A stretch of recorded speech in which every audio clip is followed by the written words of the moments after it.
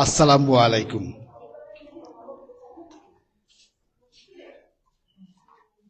যারা যারা এসেছেন ইচ্ছে করলে নিচ থেকে চা নিয়ে এসে বসতে পারেন।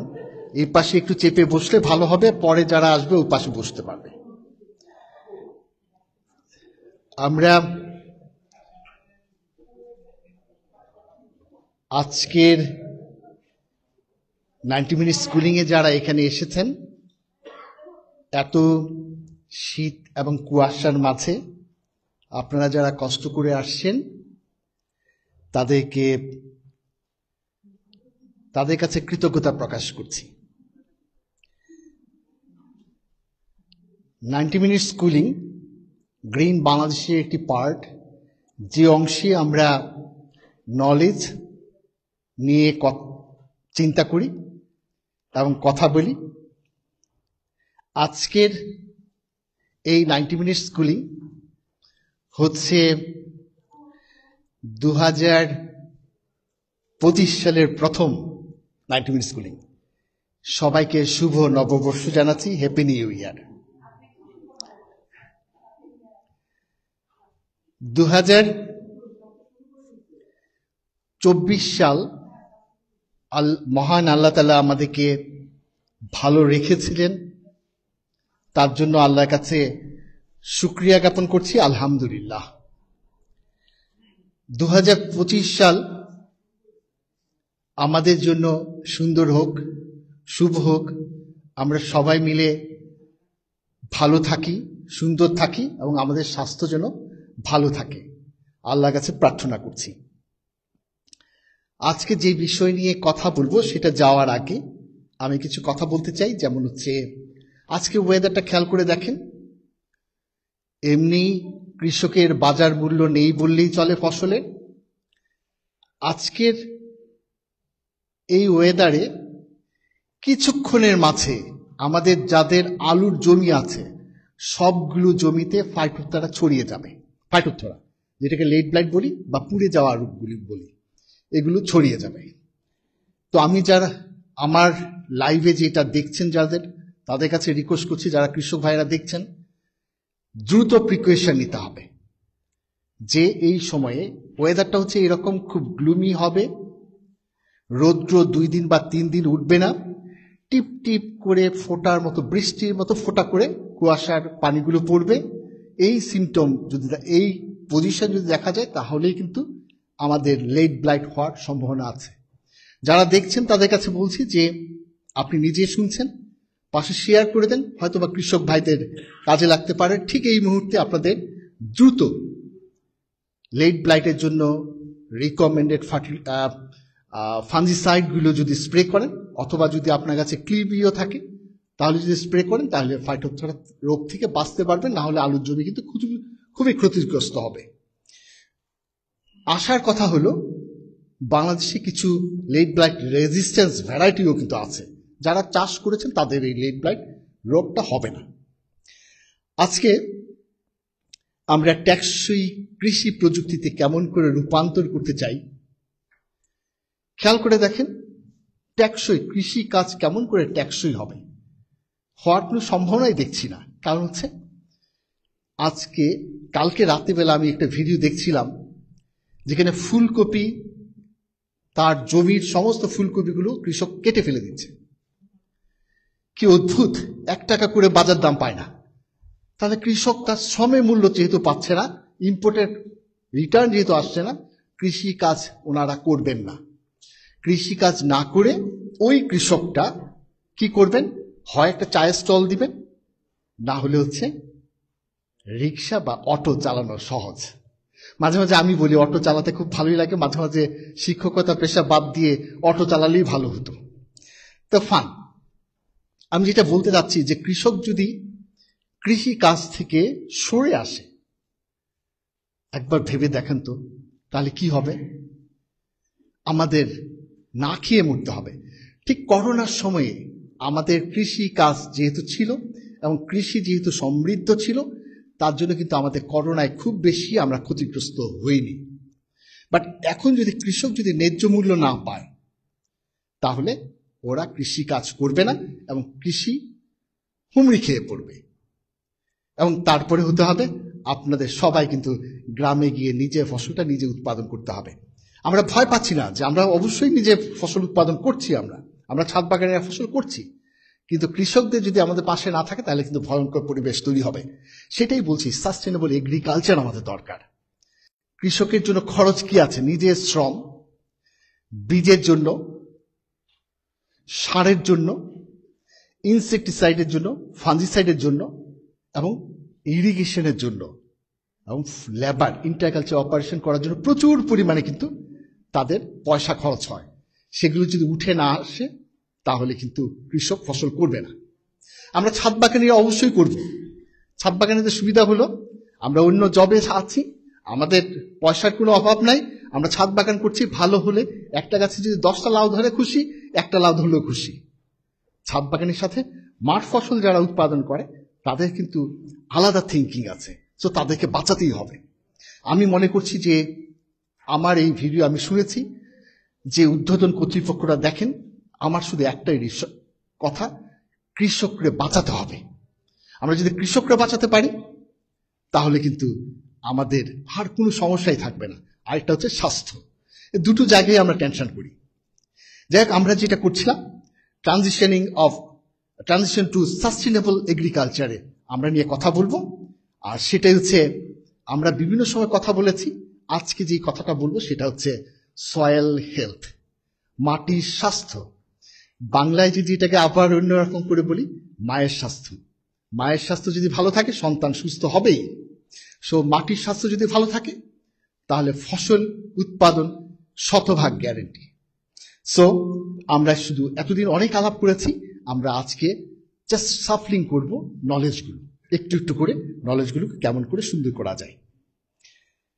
আমি আবারও বলছি, যারা অনলাইনে দেখছেন সম্ভব যদি হয় তাহলে শেয়ার করে দেন, তাহলে অনেকেই জানতে পারবে, অনেকেই শুনতে পারবে এই কথাগুলো। সয়েল হেলথ হচ্ছে এখন প্রাইম ক্রাইসিস অফ বাংলাদেশ। কারণ আমরা বলছি অর্গানিক ম্যাটার কমে যাচ্ছে, সেই অর্গানিক ম্যাটার কেমন করে ভালো করে মাটির স্বাস্থ্য ভালো রাখা যাবে, মায়ের স্বাস্থ্য ভালো রাখা যাবে, সেটি আমরা চিন্তা করছি। মাটির আমরা জানি মাটির ভিতরে প্রচুর পরিমাণে 45% মিনারেলস থাকে।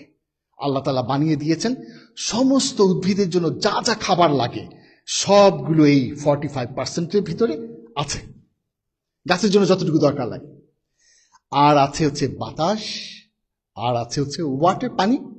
আর এই খাবারগুলো গাছের জন্য উপযোগী করে দেওয়ার জন্য আছে হচ্ছে অর্গানিক ম্যাটার, যেটার ভিতরে 10 ভাগ হচ্ছে মাইক্রোবস, বেনিফিশিয়াল মাইক্রোবস।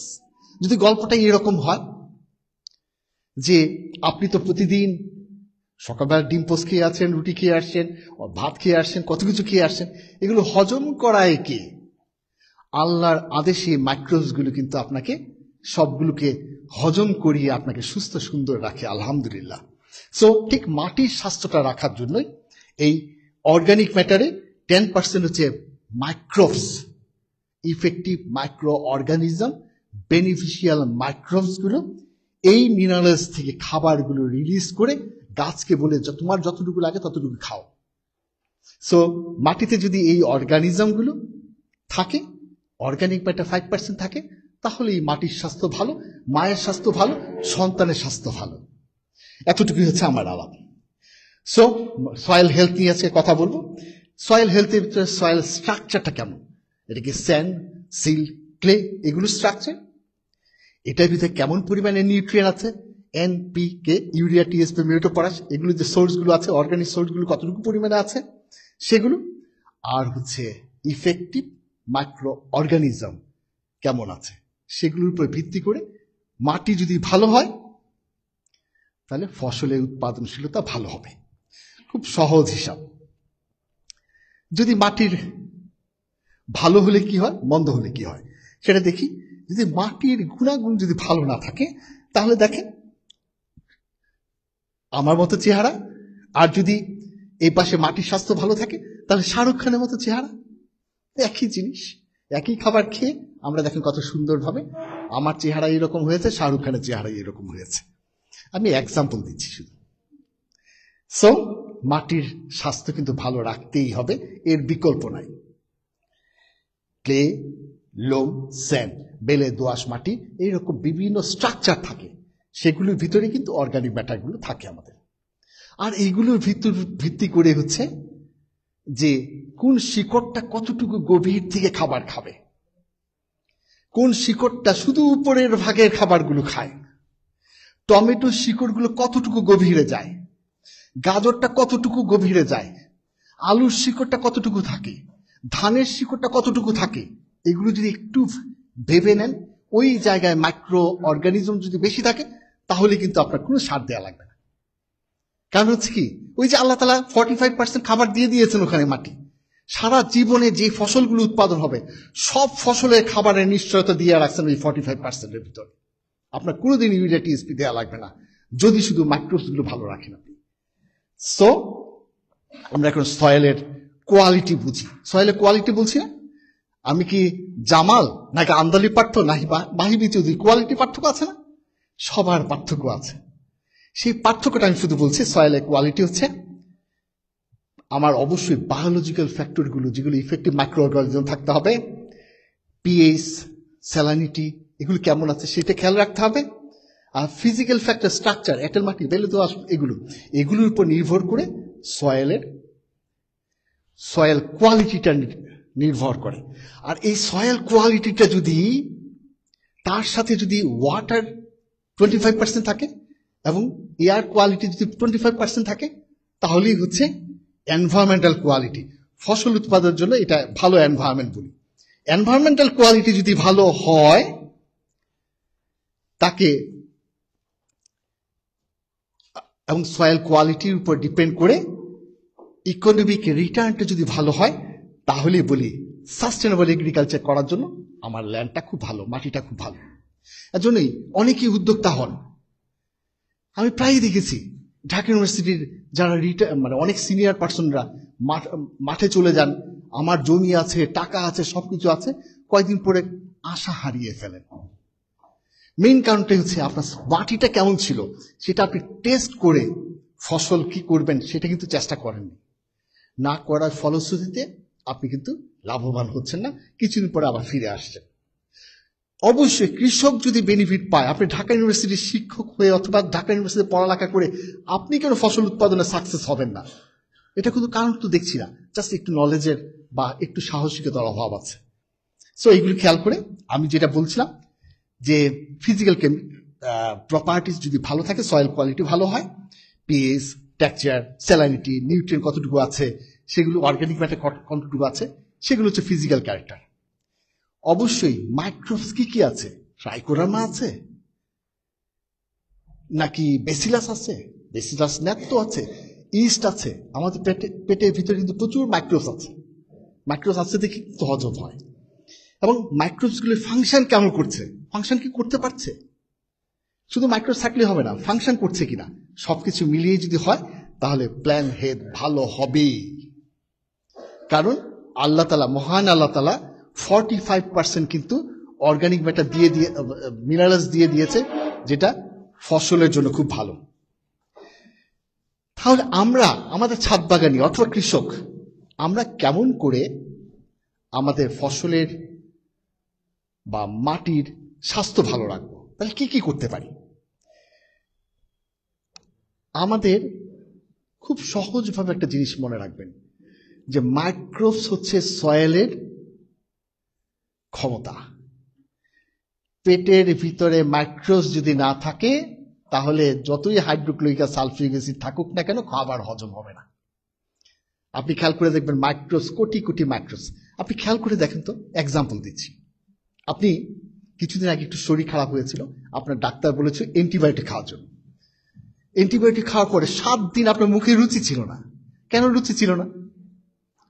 মেইন কারণটা হচ্ছে আপনার অ্যান্টিবায়োটিক সবগুলো আপনার পেটের মাইক্রোবসগুলিকে মেরে ফেলেছে বা কমিয়ে ফেলেছে, যার জন্য কিন্তু মুখের রুচিটাও কিন্তু কমে গিয়েছে।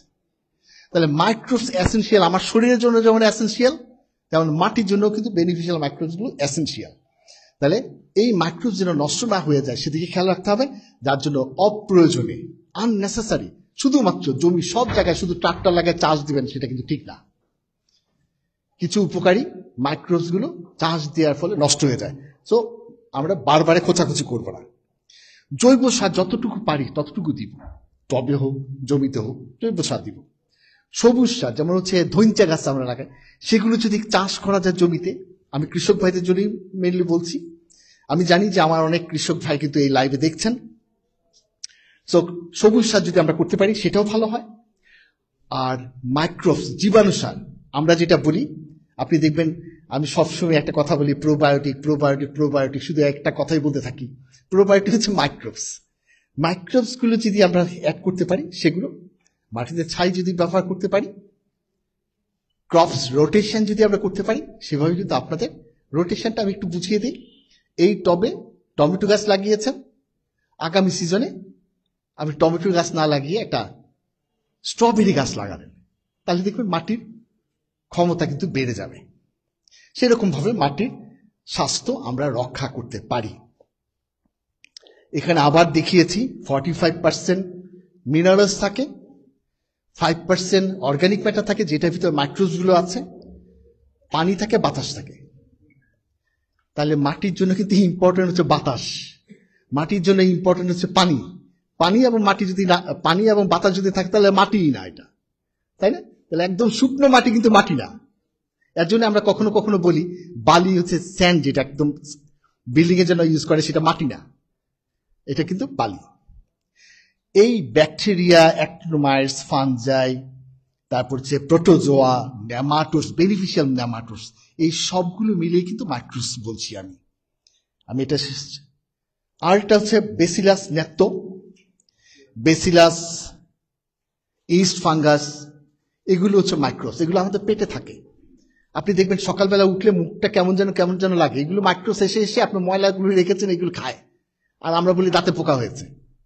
এর জন্য দাঁত কখন যেন ব্রাশ করতে হয় আমরা সবাই জানি, যে রাতে ঘুমানোর আগে, খাবারের পরে, যে কোনো খাবারের পরে দাঁত ব্রাশ করতে হয়। সো সেটা কিন্তু খুব ইম্পর্টেন্ট। তাহলে এই জায়গায় এই মিনারেলসগুলো অ্যাক্টিভ করার জন্য আমার কি দরকার বলেন তো? আমার এই 5% অর্গানিক ম্যাটারটা খুব দরকার, যেখানে 10% হচ্ছে মাইক্রোবস বসবাস করে। এইগুলো এই মাটির সাথে যখন মিশে থাকে, তাহলে কিন্তু মাটিতে কোনো রকমের নিউট্রিয়েন্ট দেওয়া লাগবে না, কারণ সৃষ্টিকর্তা আমাদেরকে 45% মাটির ভিতরে দিয়ে দিয়েছে নিউট্রিয়েন্ট। সো আমরা যদি এই মাইক্রোবসগুলো বাঁচিয়ে রাখতে পারতাম, তাহলে কখনোই ধান উৎপাদন করার জন্য, গম উৎপাদন করার জন্য, ভুট্টা উৎপাদন করার জন্য আমাদের কখনোই কোনো রকমের nutrient, urea, TSP, muriate of potash দেওয়া লাগবে না। আমি আপনাকে 100% দায়ের থেকেই বলছি, আমি কনফিডেন্ট হয়ে বলছি, নিউট্রিয়েন্ট ছাড়া আগামীতে ফসল হবে। যদি একটু আপনার অবসর সময় যদি কখনো আমার মাঠে যান, আমরা কিন্তু গবেষণা করছি যে 100% ফার্টিলাইজার ছাড়া কেমন করে উৎপাদন হয়, শুধুমাত্র মাইক্রোবস ব্যবহার করে। 25% নিউট্রিয়েন্ট দিয়ে কেমন হয়, 50% নিউট্রিয়েন্ট দিয়ে কেমন হয়, সেগুলো গবেষণাগুলো আমরা দীর্ঘদিন ধরে করছি এবং প্রমাণ করেছি আমার মাটিতে যদি প্রোবায়োটিক মাইক্রোবস থাকে, তাহলে কোনো রকমের নিউট্রিয়েন্ট লাগবে না।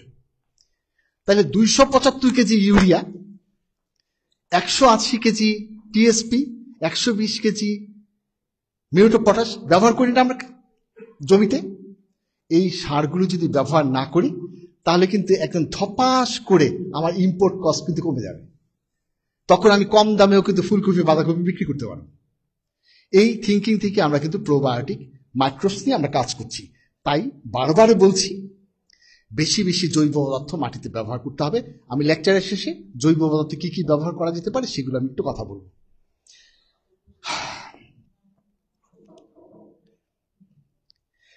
মাটির পিএইচ একটা ইম্পর্টেন্ট গুণ, ওই যে বললাম না ফিজিক্যাল ক্যারেক্টারিস্টিক্স, সেটার ভিতরে পিএইচ। মাটির পিএইচ হচ্ছে খুব ইম্পর্টেন্ট জিনিস। ধরা যাক এইরকম, আজকে দুপুরবেলা আপনার একটা বিয়ের বাড়িতে দাওয়াত আছে, বিয়ের বাড়িতে কাচ্চি রান্না হয়েছে, এইরকম কিছু রান্না হয়, আমি যদিও যাই না, তো কাচ্চি রান্না হয়েছে, কিন্তু আপনার পেটের ভিতরে কুটকুট কুটকুট করতেছে, পেটটা ব্যথা করছে। আপনি ওই দাওয়াতে গিয়ে কি করবেন? প্রথমেই বলবেন আমার শরীরটা ভালো লাগছে না, আমি এগুলো খাবো না, একটু যদি দই থাকে অথবা ডেজার্ট যেগুলো আছে একটু দেন, ওগুলো খেয়ে যায়, আমি একটু ডায়েটের ব্যাপারে একটু সিরিয়াস। আর যদি আমার মতো ক্ষুধার্ত থাকেন, পেট ভালো থাকে, তাহলে 2 প্লেট তো মিনিমাম খাবো। তাহলে পেট যদি কন্ডিশনটা ভালো থাকে তাহলে কিন্তু খাবেন বেশি। মাটি যদি আমার যদি পিএইচটা যদি ভালো থাকে তাহলে সমস্ত নিউট্রিয়েন্টগুলো অ্যাভেলেবল হয়, এবং অ্যাভেলেবল হওয়ার জন্যই কিন্তু গাছ যখন তুলতে পারে বেশি খাবার তুলতে পারে, বেশি সুন্দর হবে। আন্দালি পার্থ মতো চেহারা তো হবেই, আমার মতো হবে নাকি? আমি তো রাস্তার পাড়ে খাবার খাই, আমার মতো চেহারা হবে না। আন্দালি পার্থ, মাহিবি চৌধুরী, এই মানুষগুলোর মতো হবে। সো সয়েল পিএইচটা খুব ইম্পর্টেন্ট। একটু ছবি দেখি। সয়েল পিএইচ মেজারমেন্ট করার জন্য 1 থেকে 14, তাই না? আমাদের পানির আমরা যে পানি খাই সেটা হচ্ছে 7। দেখা যায় 5 থেকে 6, ম্যাক্সিমাম 7 অথবা 4 থেকে 7, এই এতটুকু জায়গার ভিতরে সমস্ত মাটির ভিতরে যে নিউট্রিয়েন্টগুলো আছে সমস্ত নিউট্রিয়েন্টগুলো গাছের জন্য অ্যাভেলেবল হয়। আরে ঝামেলা পড়ে গেলাম। তাহলে ইউরিয়া যদি দেই মাটিতে, আমরা দেই না সবসময় urea, TSP, muriate of potash, গোবর, কম্পোস্ট, ভার্মি কম্পোস্ট যা দেই মাটিতে অ্যাড করার সাথে সাথে মাটির পিএইচ কমতে থাকে। কমে যখন 4-এর নিচে চলে আসে তখন কি হয়? নিউট্রিয়েন্ট আর অ্যাভেলেবল থাকে না। কি দিয়েছি? আমি তো ভার্মি কম্পোস্ট দিয়েছি, ভালো জিনিস দিলাম না, তারপরে পিএইচ কমতে থাকে। পিএইচ যখন এই পাশে 4-এর নিচে চলে আসে, ভার্মি কম্পোস্ট দিয়েছেন, ইউরিয়া দিয়েছেন, টিএসপি দিয়েছেন, মিউরেট অফ পটাশ দিয়েছেন, কিন্তু গাছ পেট ব্যথা, কাচ্চি ভাল লাগে না, সে খাবে না। তাহলে কি করতে হবে? পেটটা ভালো রাখতে হবে। পেট ভালো রাখার জন্য 5, 6, 7 এইরকম পিএইচ করতে হবে, তাই না? ক্লিয়ার সবাই? মাটিতে খাবার আছে বাট পিএইচটা কম, তাহলে কিন্তু খাবার একটাও নিবে না। বিয়ের দাওয়াত আছে কিন্তু পেটে ব্যথা, তাহলে কিন্তু বিয়েতে কাচ্চি খাই না, এমন একটা ভাব করবো আমি তো কাচ্চি ভালো খাই না, ডায়েট কন্ট্রোল করছি, ফিগারটা বড় হয়েছে, ভুঁড়ি বড় হয়ে যাচ্ছে, ডায়েট কন্ট্রোল। আসলে যে পেটের ব্যথা এটা বলি না আমরা। তো আমাদের পিএইচ যেহেতু সবসময় কমার ট্রেন্ড থাকে, তাহলে পিএইচ বাড়ানোর জন্য আমাদের বুদ্ধি একটা রাখতে হবে। পিএইচ বাড়ানোর বুদ্ধি খুঁজে বের করি। পিএইচ মেজার করার জন্য কোনো দরকার নাই, মেজার করলে ভালো, নাহলে এখন বলবেন যে এটার দাম কত, এটার দাম কত। আমি খুব সস্তা দামের পিএইচ মিটার দিয়ে দেখি মাঝে মাঝে, দেখলেও দেখি, না দেখলেও বুঝি যে পিএইচ সবসময় কমছে। তাহলে সবসময় কমলে সবসময় বাড়ানোর জন্য একটা বুদ্ধি রাখতে হবে। বুদ্ধিটা আমি দেখাই। পিএইচ হচ্ছে কমে যদি যায়, সবসময় কমছে, কমে যদি যায় তাহলে পিএইচ বাড়াতে হবে আমাদের। কমে গিয়েছে ফসলের, এটা বুঝবো কেমন করে? ফসল দেখলেই বুঝবো। আপনি দেখবেন, আপনি শশা উৎপাদন করছেন, শশার নিচেরটা একটু নিচে, উপরে না, বোটায় যেখানে লেগে আছে তা না, নিচের পোর্শনটা পচে যাচ্ছে। ক্যাপসিকাম করেছেন, মরিচ করেছেন, বেগুন করেছেন, সবগুলো নিচের পোর্শন, উপরে পোর্শন পচে না, নিচের পোর্শনগুলো পচে যায়। টমেটোর একদম নিচের ভাগটা একদম কালো হয়ে গিয়েছে, সব গাছে টমেটো নিচে কালো হয়ে যাচ্ছে। আমার কাছে অনেকেই বলে টমেটো গাছে টমেটোর নিচে শুধুমাত্র আলু কালো কালো হয়ে যাচ্ছে। আসলে হচ্ছে এটা ক্যালসিয়ামের অভাব। ক্যালসিয়াম মানে পিএইচ এর অভাব। তাহলে এটা সলিউশনটা কি? সলিউশন হচ্ছে ক্যালসিয়াম অক্সাইড, ক্যালসিয়াম কার্বনেট, চুন, শুধু চুন এগুলো, আর ক্যালসিয়াম ম্যাগনেসিয়াম, এটা হচ্ছে জিপসাম, এগুলো দেওয়া যেতে পারে। আমি এখন দেখাই। এটা হচ্ছে চুন, দলচুন হতে পারে, চুন হতে পারে, যেগুলো আমরা বিল্ডিং এ দেই, চুন হতে পারে। পান খান কে? পান খান না? এই যে পান না খেলে কি খান? পান খেতে হবে। পান যারা খায় তারা চুন খায়, সেই চুনটাও হতে পারে। তাহলে সেই চুনটা বাজার থেকে কিনে নিয়ে আসবেন, চুনের দলা পাওয়া যায়। এটা পানির ভিতরে ছেড়ে দিলে কি হবে? বালতিটাও নষ্ট হয়ে যাবে, অথবা আপনার চোখটাও নষ্ট হয়ে যেতে পারে। তার জন্য কি করবেন? ছাদের এক কোনায় গিয়ে দলা একটা ব্রাউন পেপারের ভিতরে মুড়ায় দেয়, দলাগুলো একটা কোনায় ভিতরে রাখবেন যেখানে বাচ্চারা যায় না। সেখানে করবেন কি? স্প্রেয়ার দিয়ে। আমি কি করি? স্প্রেয়ার দিয়ে ব্যবহার করি। আমি মগের থেকে পানি নিয়ে ছিটা দিয়ে রেখে দিয়ে চলে আসি। সারা রাতে এই চুনগুলো এমন হয়ে যায়, পাউডার হয়ে যায়। মানে হচ্ছে এখান থেকে হিটগুলো সবগুলো রিলিজ করে দিয়ে পাউডার হয়ে যাচ্ছে। তো পাউডার হয়ে গেলে কি লাভটা হলো? আমার এই পাউডারগুলো 1 চামচ, 2 চামচ, 3 চামচ করে আপনি ইচ্ছা করলে যে কোনো পটে দিতে পারেন। কখনোই কেউ বলে পানিতে ভিজিয়ে তারপর দিবেন না, এটা দিবেন না কখনো। আপনি একটা ব্রিস্কের ভিতরে আছেন, যে কোনো সময় আপনার চোখ নষ্ট হয়ে যেতে পারে। পানি দেওয়া মানে হচ্ছে গরম হয়ে যাবে, যেই বালতিটা দিয়ে সে বালতিটা গলে যাবে, পটে রেখেছে গলে যাবে, তাহলে তো কখনো দিবেন না। একটা ওই যে ব্রাউন পেপারের যে বক্সটা আছে সেটার ভিতরেই পানি ছিটা দিয়ে রেখে দেন একটা রাত, সকালবেলা গিয়ে দেখবেন এইরকম পাউডার হয়ে আছে। এখন আপনি যেভাবে খুশি সেভাবে ব্যবহার করেন গাছের গোড়ায়। সাধারণত আমরা দু রকমের ফসল করি। একটা ফসল হচ্ছে আম গাছ, পেয়ারা গাছ, লেবু গাছ।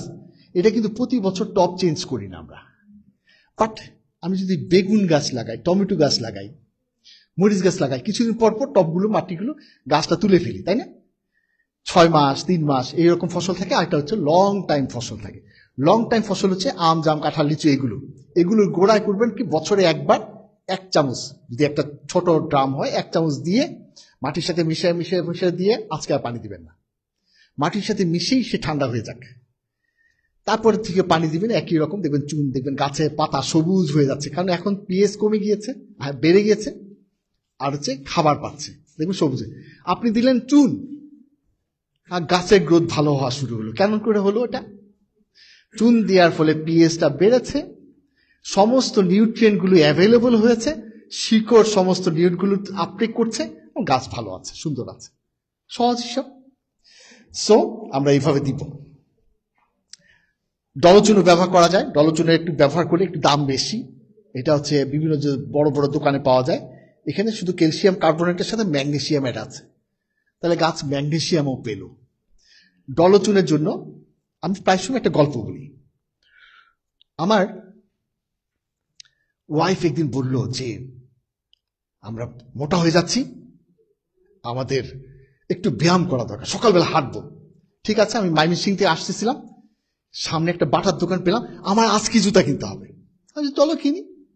আমার জন্য 1 জোড়া বাটার জুতা কিনলাম, জগিং করব, কালকে থেকে প্রিপারেশন। এবং আমার ওয়াইফের জন্য জুতা কিনলাম, বাচ্চার জন্য জুতা কিনলাম। আসলাম, তারপরে দিন থেকে সকালবেলা হাঁটার কথা, হাঁটবো। আমার ওয়াইফ বললো যে আমি তো ট্রাউজার কিনি নাই। কেস বলে কালকে থেকে শুরু করবো। আচ্ছা ঠিক আছে, ট্রাউজার কিনা।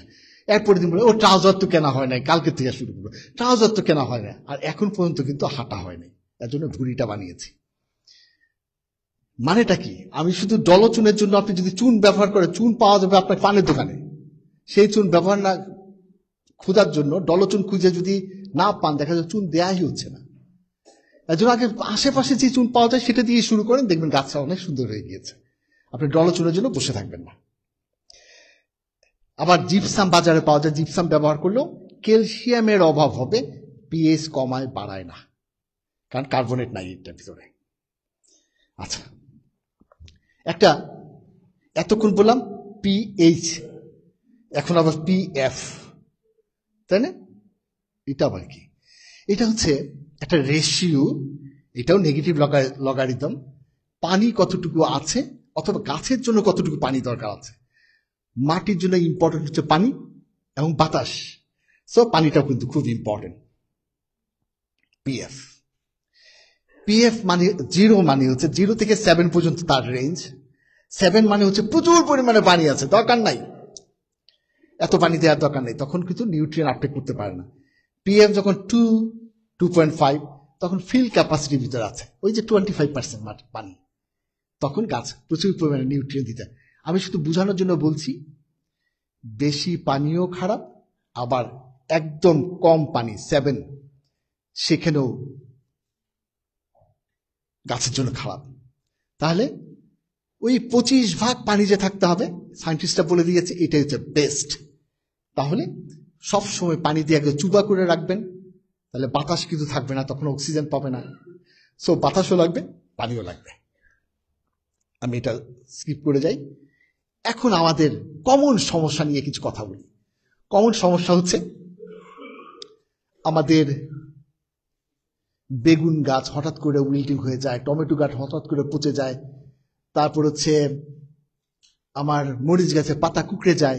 এগুলো কমন প্র্যাকটিস, এগুলো নিয়ে অনেক কথা বলেছি, বাট আমরা আবারও একটু ছবি দেখে কিছু কথা বলি। সাধারণত রোগ এবং পোকামাকড়। রোগ একটা জিনিস, রোগ হচ্ছে রোগ, আর এটা হলো পোকা। যেমন আমার জ্বর এসেছে বা ভাইরাল ইনফেকশন হয়েছে একরকম, আবার কিছু মশা কামড় দিয়েছে তাহলে পোকা, এরকম বিভিন্ন জিনিস আছে। গাছের ক্ষেত্রেও রোগ একটা, পোকামাকড় একটা। রোগের ভিতরে ছত্রাক হতে পারে, ব্যাকটেরিয়া হতে পারে রোগ, আরেকটা হচ্ছে ভাইরাস হতে পারে। ওই যে করোনা ভাইরাসের কথা মনে আছে? ভাইরাস শুনলে কিন্তু ভয় পাই আমরা, আসলে কিন্তু গাছের জন্য ভাইরাস হচ্ছে ডেঞ্জারাস। তাহলে ছত্রাক, ব্যাকটেরিয়া এবং ভাইরাস, এটা কিভাবে চিনবো? কে বলতে পারবেন কোনটা ছত্রাক, কোনটা ব্যাকটেরিয়া, কোনটা ভাইরাস? সহজভাবে আমি বলে দিই, একদম সহজ। আমি বলছি যে এটা আমরা আসলে রিভাইটালাইজেশন করছি, আমরা জাস্ট নলেজগুলো শার্পনিং করছি। তাহলে ছত্রাক হচ্ছে খুশকি আসলো, নাকে পাচ্ছে নিলাম, গন্ধ নাই, মানে খুশকি শুকনা, গন্ধ নাই, তাহলে হচ্ছে ছত্রাক, ফাঙ্গাস বলি আমরা। শুকনা, গন্ধ নাই। আবার কখনো কখনো আমাদের ভিজা ভিজা কিছু জায়গায় প্রচন্ড গন্ধ হয়, মুখে গন্ধ হয়, এটা সবগুলো হচ্ছে ব্যাকটেরিয়া। যেখানেই গন্ধ দেখবেন সেটা হচ্ছে ব্যাকটেরিয়া। গাছের একটা জুস নিয়ে নাকের কাছে দিয়ে দেখেন বিশ্রী গন্ধ, ব্যাকটেরিয়া, সর্বনাশ। আরেকটা জিনিস হচ্ছে ভাইরাস। হায় হায়, করোনার সময় আমরা ভাইরাস চিনে ফেলেছি, ডেঙ্গু বুঝে ফেলেছি। ভাইরাস হলে গাছে বিভিন্ন ক্যারেক্টার শো করবে, যেগুলো হচ্ছে আমরা ক্যারেক্টার দেখে আমি বুঝতে পারবো সেটা ভাইরাস। সেটা হচ্ছে হলুদ হলুদ ছোপ ছোপ দাগ পড়বে, পাতাগুলো শক্ত হয়ে যাবে, চাপ দিয়ে ভাঙলে টুস করে শব্দ হবে, একটা শব্দ পাবেন, শব্দ করে ভাঙবে, এটা হচ্ছে ভাইরাস। আর পোকা তো সবগুলো বুঝেন, নেমাটোডও বুঝেন, এগুলো আমি পরে একটু আলাপ করবো। রোগবালাই ক্ষতি কি? ফসলের রোগবালাই হবে, অসুবিধা হোক না, রোগবালাই যদি হয় ফসলের উৎপাদনশীলতা কমে যাবে, তাই না? আরেকটা জিনিস হচ্ছে কখনো কখনো কোনো কোনো রোগ আছে যেগুলো গাছ থেকে, ফসল থেকে আমাদের পেটের পীড়াও তৈরি করতে পারে, আমাদের শারীরিক ক্ষতি করতে পারে। সো রোগ কন্ট্রোল করা খুবই দরকার। আমরা এই রোগগুলো কন্ট্রোল করার জন্য অথবা পোকামাকড় কন্ট্রোল করার জন্য যুগে যুগে অনেক কিছু মানুষ অনেক ডেভেলপ করেছে। প্রথম হচ্ছে ডেভেলপ করেছে যে পরিষ্কার পরিচ্ছন্ন চাষাবাদ করতে হবে, এগুলো IPM, integrated pest management project আসছিল। এখন হচ্ছে গুড এগ্রিকালচারাল প্র্যাকটিস, এগুলো আসছে, এরকম নানাবিধ কথা আসছে। আমার কথা হচ্ছে, আমরা ছাদ বাগানি, আমার কথা হচ্ছে পরিষ্কার পরিচ্ছন্ন চাষাবাদ করতে হবে। আপনার বাগানটা যেন চকচকা থাকে, সবসময় পরিষ্কার থাকে, তাহলে দেখবেন আপনাকে অনেক লতা পাতা হয়েছে, এটা একটা ড্রামের ভিতরে পচিয়ে ফেলেন, সার হয়ে যাবে। এইভাবে কিন্তু নানাবিধভাবে পরিষ্কার পরিচ্ছন্ন বাগান যদি আমরা করি তাহলে কিন্তু ভালো হবে। অনেকেই স্ট্রবেরি গাছ লাগিয়েছেন। স্ট্রবেরি গাছে একটা ফিউজারিয়াম, ফাইটোথোরা, ভার্টিসিলিয়াম, এগুলো অনেকগুলো ডিজিজ হয়, হঠাৎ করে গাছটা শুকিয়ে যায়, এমন করে শুকিয়ে যায়। এটা খুবই ডেঞ্জারাস। যারা স্ট্রবেরি চাষ করে তাদের কাছে এটা একটা মারাত্মক ইস্যু হয়ে দাঁড়িয়েছে। সো সবকিছু মিলিয়ে আমার কাছে মনে হয় যে স্ট্রবেরির এই রোগটা খুব মানে আমাদের দেশে ডিভাস্টিং। সো এটা কন্ট্রোল করার জন্য আমরা ইচ্ছা করলেই জাস্ট কোনো ফাঙ্গিসাইড ব্যবহার করতে পারি, আর যদি অর্গানিক চিন্তা করেন স্রেফ ক্লিবায়ো স্প্রে করবেন, এই রোগ আর কোনোদিন হবে না। আরেকটা জিনিস হচ্ছে ফিউজারিয়াম। টমেটো গাছ টবের ভিতরে খুব সুন্দর হচ্ছে, খুবই ভালো হচ্ছে, ফুলও আসছে। এরপরের দিন হঠাৎ করে দেখলেন সবগুলো টমেটো গাছ বা একটা টমেটো গাছ ছোপ ছোপ, মানে একটা জায়গায় একটা গাছ হঠাৎ করে নেতিয়ে পড়েছে। মনে হচ্ছে আমি মনে হয় পানি দিই নেই মনে কয়েকদিন, আসলে না, এটা হচ্ছে ফিউজারিয়াম দিয়া হয়েছে। এটা একটা, যারা মুন্সিগঞ্জ, মানিকগঞ্জ যেখানে আছেন, কলা বাগানে প্রচুর পরিমাণে ফিউজারিয়াম রোগটা হয়। গাছগুলো খুব ভালো আছে, কিছুদিন পরে থোড় আসবে, দেখা যায় উপরে পাতাগুলো সবগুলো শুকিয়ে গিয়েছে, শুকিয়ে গিয়ে গাছটা মারা গিয়েছে। সেই রকম ভাবে টমেটো হয়, বেগুনে হয়, সবগুলোতে হয়। আমরা যদি এটাকে একটু বিশ্লেষণ করে দেখাই তাহলে হচ্ছে কলা গাছটা কেটে আমি দেখিয়েছি যে কলা গাছে কি কারণে এই ফিউজারিয়ামটা এত ক্ষতি করে। টমেটো গাছে কিন্তু একই রকম ভাবে এইখান থেকে খাবার যে উঠানামা করে সেই গাছগুলো এগুলো পচিয়ে ফেলে, রিং হয়ে দাগ হবে এইরকম। দেখেন টমেটো গাছে কাটলে এইরকম দেখা যায়, এই যে পচে পচে গিয়েছে, মনে হয় ব্রাউন কালার একটা দাগ হয়। সবকিছু মিলিয়ে হচ্ছে এই রোগটা সয়েল বর্ন, মাটিতে থাকে। এর জন্য আপনি করলেন কি, এই বাগান থেকে একটা কলা গাছ নিয়ে এসে আপনার ছাদ বাগানে নিলেন, আপনার ছাদ বাগানটাকে নষ্ট করলেন। ওই মাটি যে আপনার সাথে গুড়ার সাথে চলে আসে, আপনার ছাদ বাগানে এখন ছড়াবে বসে বসে। এর জন্য ফিউজারিয়াম বাংলাদেশে সবচেয়ে ডেভাস্টিং, সবচেয়ে ক্ষতিকারক একটা ডিজিজ, যেটা সয়েলের মাধ্যমে ট্রান্সমিট হয়। সো এটা ডেঞ্জারাস, খুবই ডেঞ্জারাস। পরে রিকভারি কথাগুলো বলছি। আমের সিজন আসছে, মুকুল এখন হবে।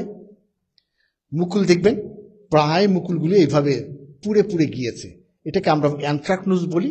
তবে একটা জিনিস আছে, এই মুকুলের ভিতরে যে পুড়ে গিয়েছে, এটা কিন্তু আম গাছে দেখবেন অনেক মুকুল আসে, মাত্র ফল হয় 3-4টা।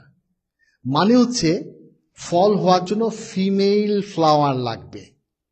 এইখানে হয়তো বা দেখা গেছে 2টা ফ্লাওয়ার আছে ফিমেল, শুধু ওই 2টার থেকেই কিন্তু ফল হবে, বাকিগুলো সবগুলো ঝরে পড়ে যাবে। তাহলে বুঝায় কিন্তু একটু পার্থক্য আছে এখানে। শর্ত হলো, আমের মুকুল যদি এইভাবে পড়ে যায়, আপনি খেয়াল করতে হবে যে ফিমেল ফ্লাওয়ার গুলো যদি এইভাবে ঝরে যায় তাহলে অ্যানথ্রাকনোজ। আর মেল ফ্লাওয়ার গুলো ঝরে পড়ে, মেল ফ্লাওয়ার তো ঝরে পড়বেই, ফিমেল থেকে ফলটা হবে। সো সেটা কিন্তু খেয়াল রাখবেন। কত পার্সেন্ট বলছি? মাত্র 2%।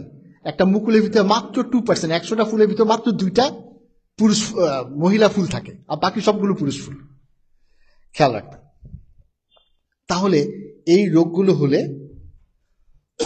এই রোগটা যদি হয়, তাহলে আমরা কি করি? ইনসেক্টিসাইড, ফাঞ্জিসাইড স্প্রে করব। মনে রাখবেন একটা জিনিস, যখন ফুলটা ফুটে তখন পলিনেশন করিয়ে দেয় হচ্ছে মৌমাছিগুলো, এবং পলিনেশন হিসেবে বাধা দেয় আপনি যদি ইনসেক্টিসাইড স্প্রে করেন। তাহলে এই রকম ছোট থাকা অবস্থায়, মানে রোগটা ধরার আগেই যদি আপনি ইনসেক্টিসাইড স্প্রে করে দেন, ফাঞ্জিসাইড স্প্রে করে দেন, তাহলে ভালো। এই সময়ে কখনই ফুল ফুটছে, এখন দেখা যায় ফুল ফুটছে, আমরা করতেছি, স্প্রে করছি, কিচ্ছু হবে না, তাহলে কিন্তু আপনার ওই ফিমেল ফ্লাওয়ার গুলো পড়ে যাবে। সো আবার যখন গুটি বেঁধে যাবে, তারপর আপনি আবার স্প্রে করেন, কোনো অসুবিধা নাই। সো এই অবস্থায় কোনোভাবেই স্প্রে করা যাবে না।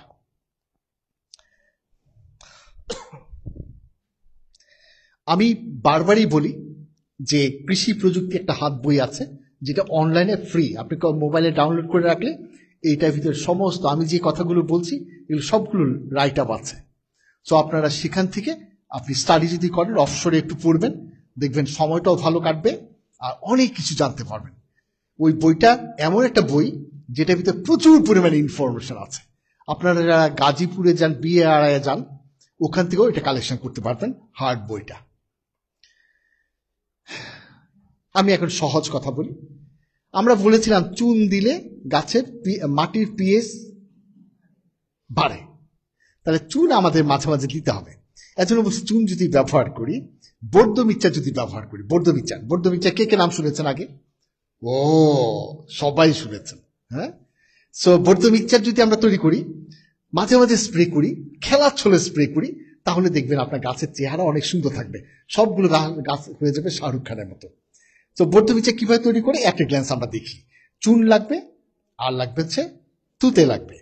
চুন আর তুতে, চুনটাকে আমরা গুঁড়ো করে নিলাম। চুন লাগবে 100 গ্রাম চুন, 100 গ্রাম তুতে, 100 গ্রাম চুন, 100 গ্রাম তুতে, দুটাকে আলাদা আলাদা ভাবে আমরা গুলিয়ে নিতে হবে, কারণ চুনটা তাড়াতাড়ি গুলে যায়, তুতেটা একটু দেরিতে গুলে, তাহলে আলাদা আলাদা ভাবে গুলিয়ে নিতে হবে। তাহলে 100 গ্রাম 1 লিটার পানিতে গুলিয়ে নিলাম, 100 গ্রাম তুতে 1 লিটার পানিতে গুলিয়ে নিলাম।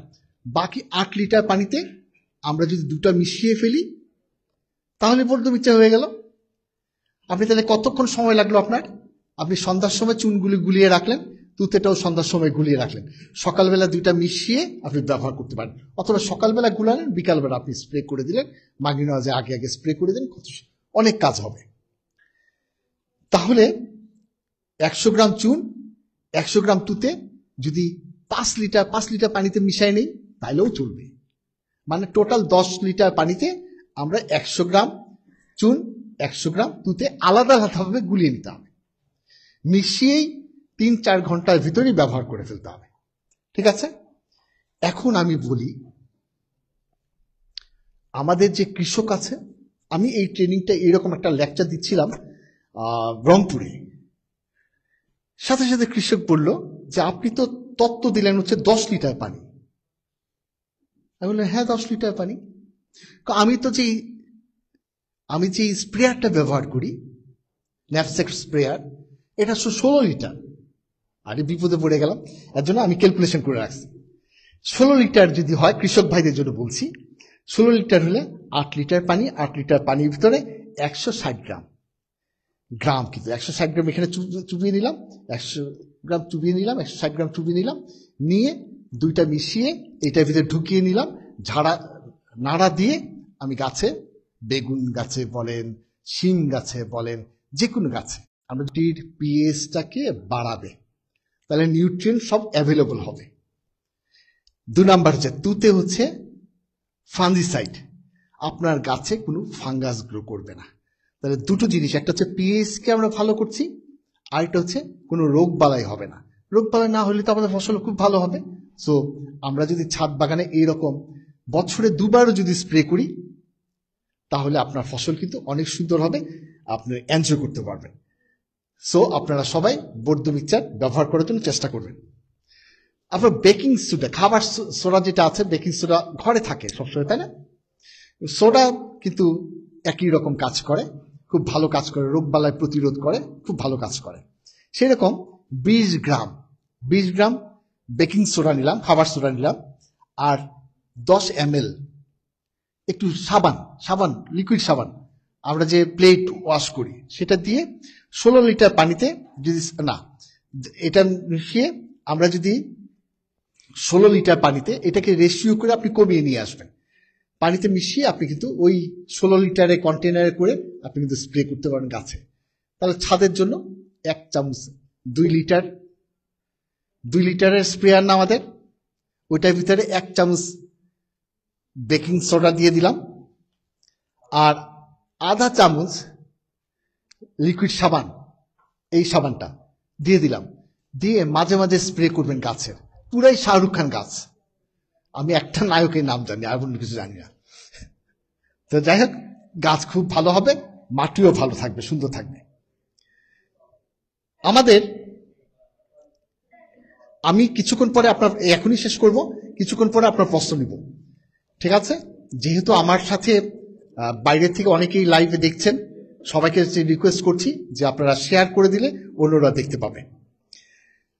ঘরে পেঁয়াজ থাকে, পেঁয়াজ কিন্তু স্টিমুলাইজার। পেঁয়াজ দেখবেন, পেঁয়াজ খেলে আমরাও কিন্তু শীত কম লাগে, তাই না? গাছে খুব গ্রোথ ভালো করে। পেঁয়াজ না ছিলে, আমি আবারও বলছি, পেঁয়াজ না ছিলে টুকরো করে কেটে, কতটুকু টুকরো করবে, যত খুশি টুকরো করেন, টুকরো করে একটা পাত্রে নিয়ে যদি সিদ্ধ করেন, সামান্য একটু পানি ধরেন 1 লিটার পানিতে দিয়ে সিদ্ধ করলে পানিটার ভিতরে সমস্ত নিউট্রিয়েন্টগুলো, পাতায় যে স্কেলটাতে যে নিউট্রিয়েন্ট আছে সেটা, ভিতরে যে নিউট্রিয়েন্ট আছে সেটা, সালফার আছে প্রচুর পরিমাণে, সেগুলো সবগুলো পানিতে চলে আসবে। তারপর ছেঁকে নিবেন, এটা ফেলে দিবেন, ছেঁকে নিয়ে আপনি যদি মনে করেন সেটার সাথে সম পরিমাণ পানি মিশিয়ে স্প্রে করবেন, দেখবেন গাছের চেহারা শাহরুখ খান ছাড়া কোন নায়ক আছে নাকি? আমির খানের মতো হবে, আমির খানের মতো হয়ে যাবে। দেখ, আমি এতটুকুই জানি, আমার ডেপথ অফ নলেজ খুব কম। কতগুলো লাভ হবে যদি আমি স্প্রে করি? 1 নাম্বার হচ্ছে মাটিতে পুষ্টি পাবে, 2 নাম্বার হচ্ছে পোকামাকড় প্রতিরোধী, পোকামাকড় দেখবেন আসবে না, রোগও প্রতিরোধ করবে, বেশি ফলন হবে, ফিমেল ফ্লাওয়ার বাড়বে। এটা একদম প্রাকৃতিক। আপনার ঘরে রান্না করার ফাঁকে ফাঁকে আস্তে করে একটা পেঁয়াজ কেটে, পেঁয়াজ যখন সস্তা থাকে, দাম যখন থাকে তখন দরকার নেই, সস্তা যখন থাকে তখন একটা কেটে আপনি ইচ্ছা করলেই আপনি এটা বানিয়ে নিতে পারেন। ক্লিবিওর গল্প অনেক বলেছি আমি। ক্লিবিও এরকম আপনার রোগ, ইল, ফলন সবকিছু বাড়িয়ে দেয়, সেটা আমরা ব্যবহার করতে পারেন। এবং এটা কিন্তু ব্যাকটেরিয়া নাশক, ব্যাকটেরিয়াকেও দ্রুত ভালো করে ফেলে। এখন ক্লিবিওর কিছু অ্যাডভান্টেজ আমি বলি। একটা হচ্ছে মাটির গুণাগুণ ভালো করে, গাছের গ্রোথ বাড়িয়ে দেয়, তারপর হচ্ছে পুষ্টিমান বাড়িয়ে দেয়, পুষ্টিমান এবং টেস্ট বাড়িয়ে দেয়। যেমন হচ্ছে স্ট্রবেরি, মিষ্টতা বেড়ে যায়, শসার মিষ্টতা, বাংলাদেশের শসা আর জাপানের শসার ভিতরে পার্থক্য আছে। জাপানের শসা আপনি থামতে পারবেন না, খেতেই থাকবেন। কিসের ভাত খাবেন? শুধু সালাদই খাবেন। এর জন্য জাপানিজরা কিন্তু অনেক বছর বাঁচে এবং সুন্দর স্কিন তাদের। তো ওই শসাগুলো নাম দিয়েছে ওরা 6 ইঞ্চেস কিউকাম্বার, 6 ইঞ্চি কিউকাম্বার। 7 ইঞ্চি হলে এটা বাজারে বিক্রি হবে না। তাই ওই গ্রিট লম্বা সবকিছু কিন্তু সমান থাকে। তো ওগুলো ঘাসের মতো খাওয়া যায়, এত মজা। আর হচ্ছে টমেটো, ইল বেড়ে যাবে। টমেটো না, সব ফসলে ইল বেড়ে যাবে। সবকিছু এটা খুবই উপকারী, ব্যবহার করতে পারেন। পাতা কুকড়ে যায়। আমার কাছে প্রচুর টেলিফোন আসে যে গাছে পাতা কুকড়ে যাচ্ছে। এখন বেশি টেলিফোন আসতেছে, কার কার গাছে পাতা কুকড়ে যাচ্ছে। বিশেষ করে টমেটো মরিচ পাতাগুলো কুকড়ে যাচ্ছে। এই কুকড়ে যাওয়ার প্রশ্নের উত্তর দিচ্ছি। অনেকগুলো কারণে কিন্তু পাতা কুকড়ে যায়। আমরা যদি প্রথমেই যদি এমনিই বলি যে ভাইরাসের জন্য পাতা কুকড়ায়, ভাইরাসের জন্য পাতা কুকড়াইছে, এটা কেমনে বুঝবেন ভাইরাস হয়েছে? কিছুক্ষণ আগে কিন্তু বলেছি, 1 নাম্বার, কোথাও না কোথাও ছোপ ছোপ ছোপ ছোপ একটু দাগ থাকবে, হলুদ হয়ে যাবে। গাছটা একটু ডোয়ার্ফ হয়ে যাবে, ছোট থাকবে, অন্য গাছের তুলনায় ছোট থাকবে। গাছের পাতাটাকে যদি ভাঁজ করেন তাহলে খুব খসখসে মনে হবে এবং শব্দ করে ভেঙে যাবে। আর পাতাটা কুকড়াবে কোন দিকে? নৌকার মতো উপরের দিকে কুকড়াবে। তাহলে ভাইরাস হলে কোন দিকে পাতা কুকড়াবে? উপরের দিকে। আরো কিছু হলেও কিন্তু পাতা উপরের দিকে কুকড়ায়, পরে বলছি। তাহলে দেখেন এই টমেটোটা পাতা কুকড়িয়েছে কোথায়?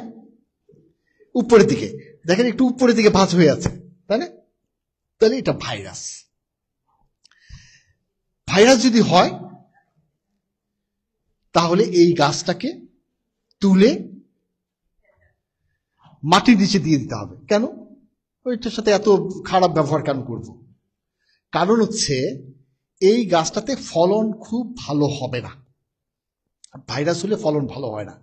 বাট এই ভাইরাস গাছটা যদি থাকে, পোকা এটাতে একবার খেয়ে আবার যখন সুস্থ গাছে যাবে, সুস্থ গাছে ট্রান্সমিট করবে।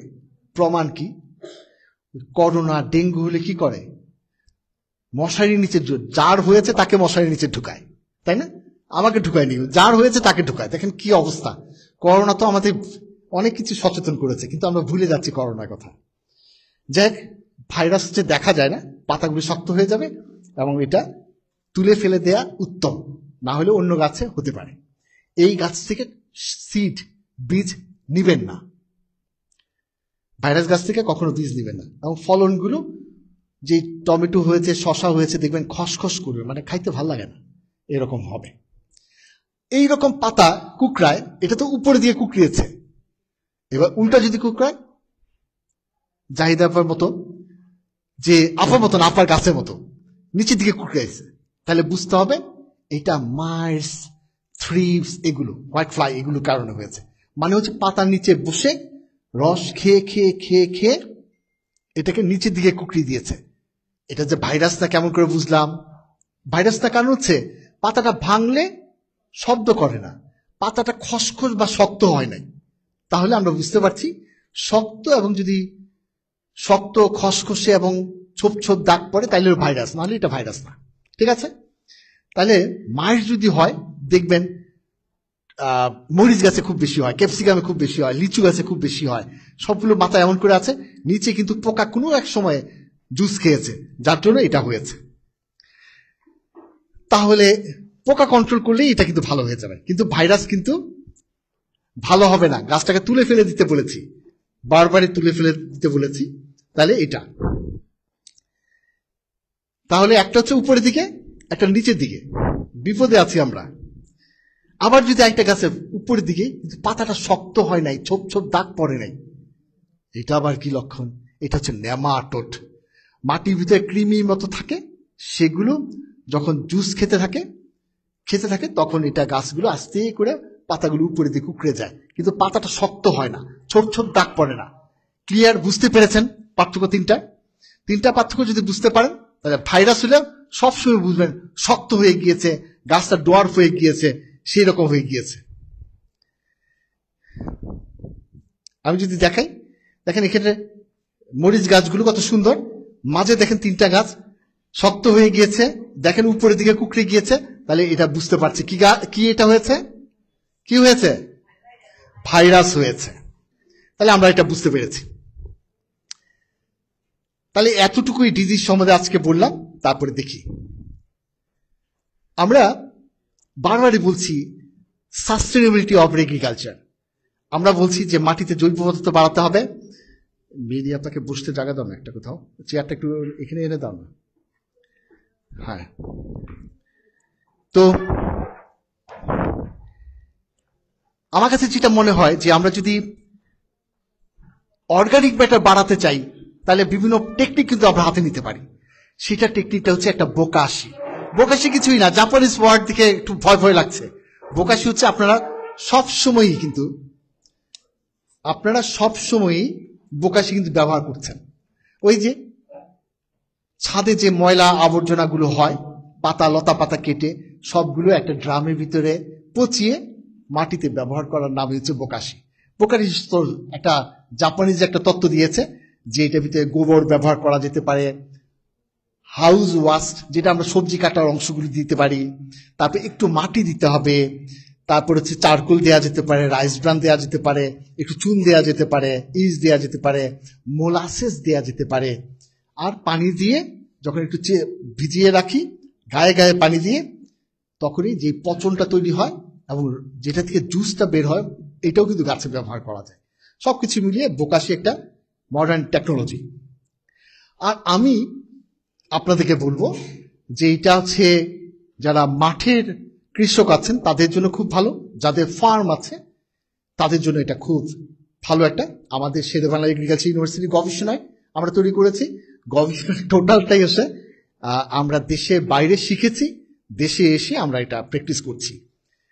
সারা পৃথিবীতে এখন চেষ্টা করছে প্রোবায়োটিক, ওই যে মাইক্রোবস, বেনিফিশিয়াল মাইক্রোবসগুলো, এগুলো তৈরি করার জন্য, এটা দিয়ে সার ব্যবহার করার জন্য চেষ্টা করা হচ্ছে। সেটাই আমি কোরিয়াতে গিয়ে শিখে আসছি, তারপর হচ্ছে ফিলিপিনে একই কাজ শিখেছি, এবং ইন্ডিয়াতে গিয়ে দেখে আসছি যে তারাও কিন্তু এই প্রোবায়োটিক লিকুইড ম্যানিউর বিভিন্ন নামে তারা ব্যবহার করে। তো আমরা কৃষকদের জন্য সহজ হবে, কৃষকদের জন্য ইউজার ফ্রেন্ডলি হচ্ছে, এরকম ভাবে চিন্তা করে আমরা এটাকে বলেছি এই স্ট্রাকচার যদি করেন তাহলে এটা ভালো হবে। যেমন একটা ফার্মে একটা ড্রাম থাকি, একটু স্যারকে বসতে দেন কোথাও একটু জায়গায়, একটু চেপে বসলেই হবে। প্রোবায়োটিক লিকুইড ম্যানিউর, এটা যারা কৃষক ভাইয়েরা দেখছেন তাদের জন্য সহজ, এবং আপনি আজকে থেকে স্টার্ট করতে পারেন, এবং আপনার নিউট্রিয়েন্ট ব্যবহার কিন্তু অনেকাংশে কমে যাবে। সেগুলো কিন্তু খেয়াল রাখবেন। প্রথমত হচ্ছে আমরা বলি গোবর, তাজা গোবর। আচ্ছা, আমরা কম্পোস্ট তৈরি করার জন্য কিন্তু কতদিন পচায় রাখতে হয়, এটা কিন্তু তাজা গোবর। তাজা গোবর যদি ব্যবহার করতে পারি তাহলে দ্রুত কিন্তু আমি এটা সার বানিয়ে ফেলতে পারছি। তাজা গোবর, সম পরিমাণ ইউরিন, দেশি গরুর ইউরিন, কিছু মোলাসেস, চিটাগুড়, কিছু বেসন হচ্ছে ওই মাইক্রোবসগুলো খায়, বেসন, আর একটু ভার্জিন সয়েল। ভার্জিন সয়েলটা হচ্ছে সয়েল থেকে মাইক্রোবসগুলো, বেনিফিশিয়াল মাইক্রোবসগুলো আমি এটার ভিতরে নিয়ে আসলাম। ভার্জিন সয়েল আর 100 লিটার, এটা যেহেতু 100 গ্রামে 100 লিটার ওয়াটার দিয়ে দিলাম।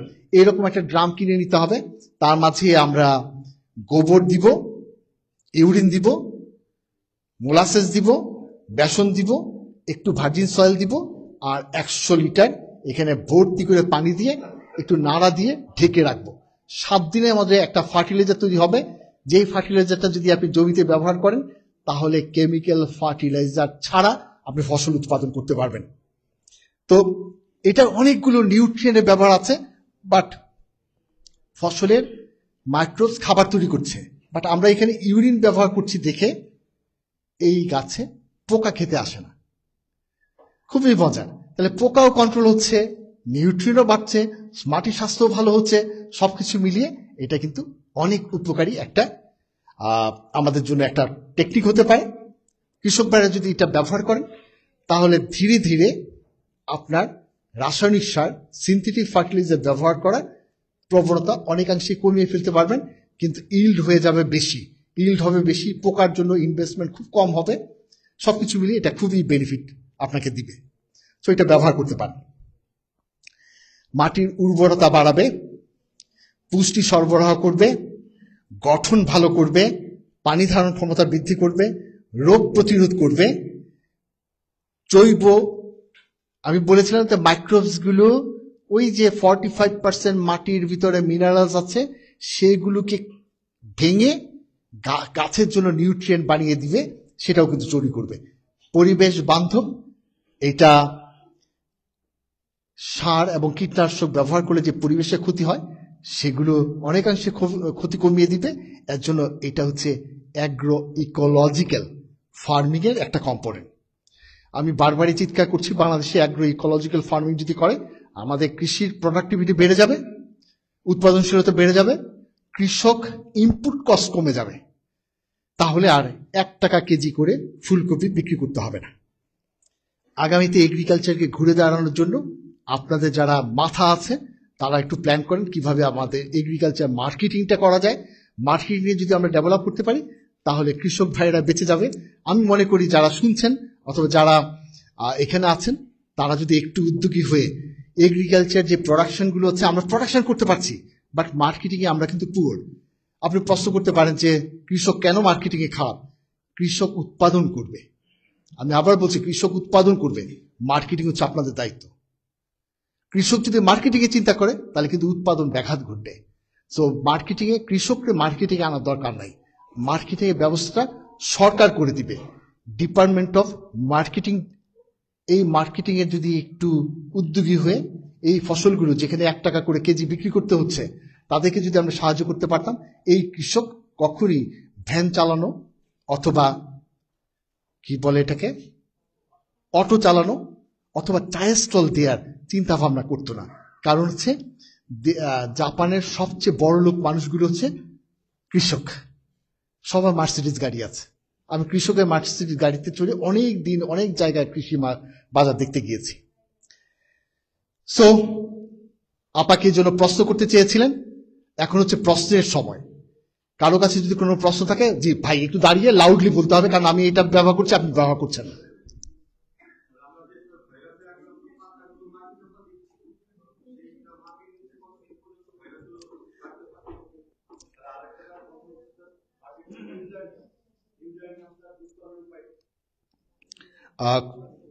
দুটো প্রশ্ন খুবই ইম্পর্টেন্ট, ক্রিটিক্যাল প্রশ্ন। মাটিতে দেওয়ার সাথে সাথেই মাটির ভিতরে শত শত মাইক্রোব আছে যেগুলো এই ভাইরাসটাকে নিউট্রিলাইজ করে পচনের মাধ্যমে। এটা 1 সপ্তাহ পরেই দেখবেন এখানে কোনো রকমের ভাইরাস বেঁচে থাকবে না, 1 নম্বর। 2 নম্বর হচ্ছে আপনার ফিউজারিয়াম। বাংলাদেশের সমস্ত ফসল ক্ষেতগুলো ফিউজারিয়ামে ভর্তি। ফিউজারিয়াম 2 রকমের মারা যায়, একটা হচ্ছে সোলারাইজেশন। সোলারাইজেশন হচ্ছে যেসব জমিগুলো চাষ করে, দেখবেন কৃষকরা কিন্তু এটা করে, আমরা টবে কিন্তু এটা করতে পারি, মাটিগুলোকে একটু রোদে শুকিয়ে নেয়া। মাটিকে যখন চাষ দেয় দেখবেন কৃষক কিন্তু কিছুদিন রেখে দেয়। আমরা মনে করি শুধুমাত্র পোকাগুলোকে পাখি খাওয়ার জন্য রেখে দিচ্ছে, তা কিন্তু না।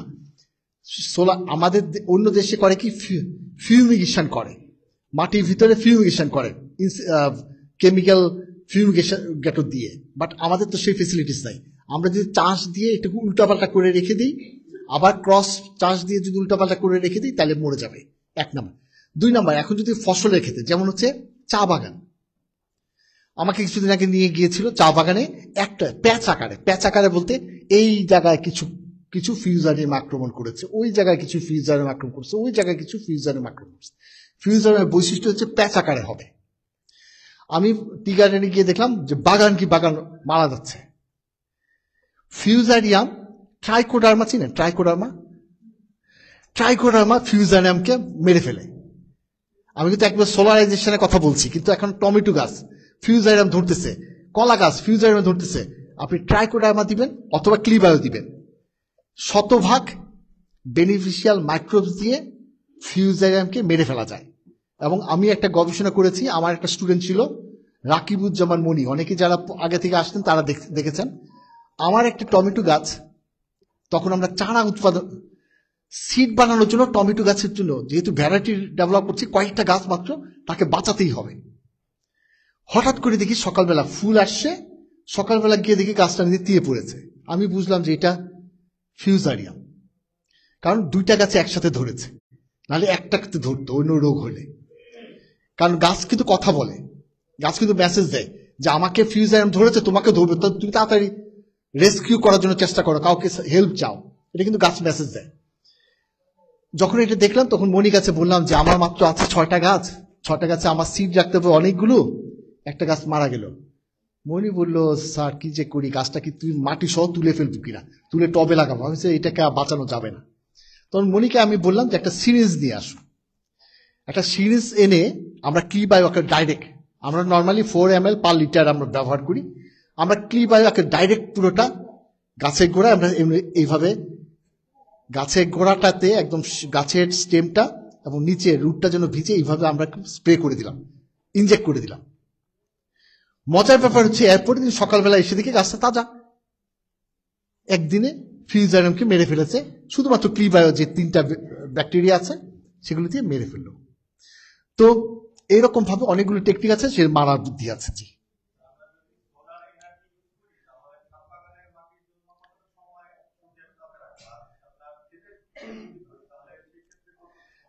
একটা ক্রপস আমাদের লাইট কেন লাগবে? প্রথমত হচ্ছে লাইট না হলে ফুল ফুটবে না। পালং শাক হয় এইরকম ঘরেও হবে, কিন্তু লাইট যখন দরকার লাগে, যখন ফুল হবে, টমেটো গাছ, বেগুন গাছ অথবা ধান, সবগুলো ফুল উৎপাদন হয়, সেগুলোর জন্য মিনিমাম 8 ঘন্টা দেখবেন সূর্যের আলো ঘুরে ফিরে পায় সে। কিছু কিছু ক্রপস আছে 4 ঘন্টায় যথেষ্ট। আপনার সোলার লাইট, সানলাইট, এইটা যদি আপনি 4 ঘন্টা পায়, গোলাপ ফুল ফুটবে 4 ঘন্টা পাইলে। এইরকম কিছু কিছু জিনিস আছে 4 ঘন্টা, 5 ঘন্টা, 6 ঘন্টা। এর জন্য দেখা যায় যে আমাদের, জি, ও ফিউজারিয়াম তো আপনি শুধুমাত্র সারা দিন, দিনের সময় একটা দিন আপনি মাটিকে শুকিয়ে রাখবেন, তাইলে যথেষ্ট। একটু নাড়া দিতে হবে, নাড়া দিয়ে। আর যদি কমন জমির কাছে হয় তাহলে 2 দিন ফেলে রাখেন, চাষ দিয়ে 2 দিন ফেলে রাখেন, তখন পানি দেওয়া যাবে না, এটাকে ড্রাই করে ফেলতে হবে, ড্রাই করলে ফিউজারে মারা যাবে। জি স্যার।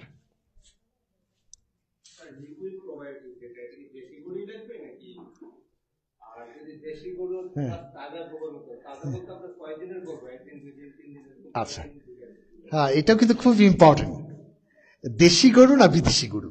দেশি এবং বিদেশি গরুর ভিতরে পার্থক্য কি? পার্থক্য হলো দেশি গরুর ইউরিনে কয়েক শত গুণ বেশি মাইক্রোবস থাকে। বিদেশি গরুর ইউরিনে মাইক্রোবস কম হওয়ার পিছনে কারণ হচ্ছে তাদের ফিড হ্যাবিট। তারা কিন্তু তাদের বাজার থেকে কিনে খায়, আমাদেরটা হচ্ছে লোকাল খাবারগুলো খায়, তার জন্য ইউরিনে মাইক্রোবস বেশি থাকে। এতটুকুই পার্থক্য। আমরা প্রেফার করছি দেশি গরুর ইউরিন লাগবে। গোবরটা গাভী গাভী গাভী গাভী গাভী গাভী। জি ম্যাডাম।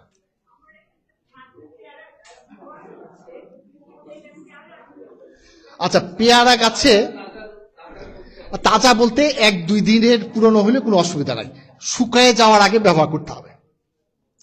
পেয়ারা গাছের কথা বলি, অনেকেই পেয়ারা গাছ আছে যে বড়ই হয়, কিন্তু এটা জাতের কিছু বৈশিষ্ট্য আছে। আর 2 নম্বর হচ্ছে কেমন করে ফুল আনবেন, এটা চিন্তা করি। আপনি ভালোভাবে কুপিয়ে দেন, কিছু শিকড় যেন কাটে, সব শিকড় না, এটাকে রুট প্রুনিং বলা হয়। কিছু শিকড় যেন কাটে, এরকম ভাবে আপনি নিড়ায় দেন। নিড়ায় প্রচুর পরিমাণে ভার্মি কম্পোস্ট ব্যবহার করেন, এবং এই ভার্মি কম্পোস্টের সাথে এবং গাছের দুটো জায়গায় আপনি ফ্লোরা স্প্রে করে দেন, নাইট্রোবেনজিন ফ্লোরা স্প্রে করে দেন, তাহলে ফুল আসবে। এটা জাতের কারণে কম বেশি হতে পারে। জাহিদা আপা প্লিজ। একই জিনিস। জি জি জি।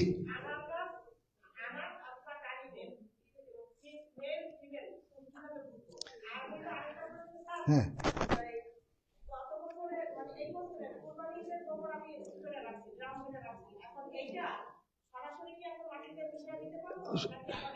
আচ্ছা, কোরবানি ঈদে অনেক পুরনো হয়ে গিয়েছে, এখন মাটির মতো একটা রং হয়েছে, আপনি মাটির সাথে ব্যবহার করতে পারবেন, সরাসরি ব্যবহার করতে পারেন, 1 নম্বর। আর আনারের গাছে জাতের জন্য মেল ফিমেল কম আসে বেশি আসে। তো আনার গাছে একটা শর্ত আছে, আনার গাছ সবসময় প্রুনিং করতে হয়, যত বেশি ডাল কেটে দিবেন তত বেশি ফুল আসবে। এখন মেল ফিমেল কিভাবে চিনবেন? মেল ফিমেল মেলটা হচ্ছে একটু সোজা থাকবে, একটু আকারে ছোট হবে, আর ফিমেলটার নিচের পোষাটা একটু বাঁকা থাকবে কিন্তু লম্বা হবে। এই দেখেই বুঝতে হবে। আর ডাল কেটে দেন, ফিমেল সংখ্যা বেড়ে যাবে। জি ম্যাডাম। না, পরাগণের দরকার নেই, ডালিমের পরাগণ লাগবে না।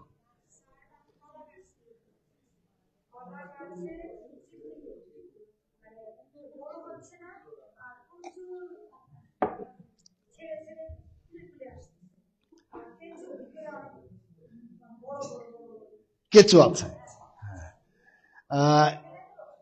এগুলো আপনার কি ছোট ছোট কলা গাছ বের হচ্ছে নিচে থেকে? না না, কলা গাছ বের হচ্ছে কিনা নিচের থেকে? শুধু বড় না হওয়ার পিছনে কারণ হচ্ছে একটা বাঞ্চি টপ, একটা ডিজিজ আছে বাঞ্চি টপ। গাছগুলো ডোয়ার থাকবে এবং তাদের যখন অনেক দিন যাবে তখন সাইড দিয়ে ছোট ছোট গাছ বের হবে, এটাকে বাঞ্চি টপ বলে। এই গাছটা আপনি তুলে ফেলে দেন, না হলে কিন্তু এটা তুলে ফেলে দিতে হবে। এটা ভাইরাস ডিজিজ, এই গাছটা আপনাকে তুলে ফেলে দিতে হবে। Sir please loudly.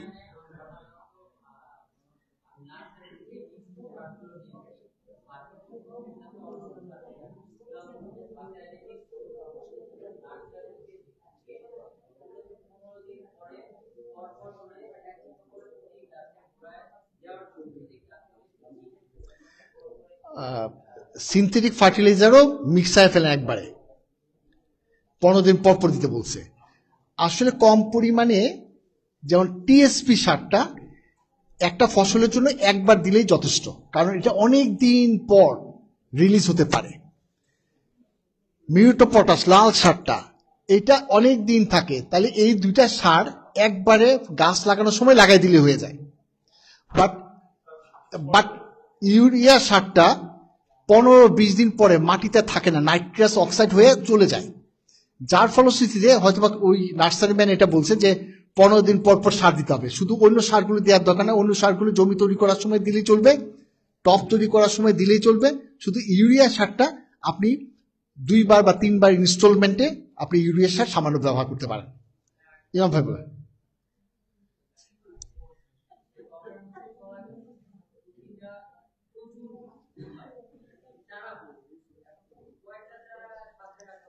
সাথে একটা চারা রাখবেন যে এটা কাটলে আরেকটা যেন হতে পারে, আর বাকিগুলো তুলে তুলে সবাইকে দিয়ে দিবেন। হ্যাঁ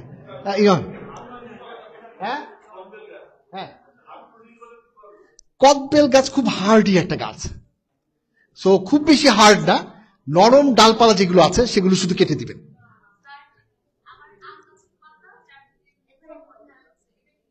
কি হয়ে যাচ্ছে? ও, আম গাছের পাতা, এটা উত্তরটা দিয়ে নি।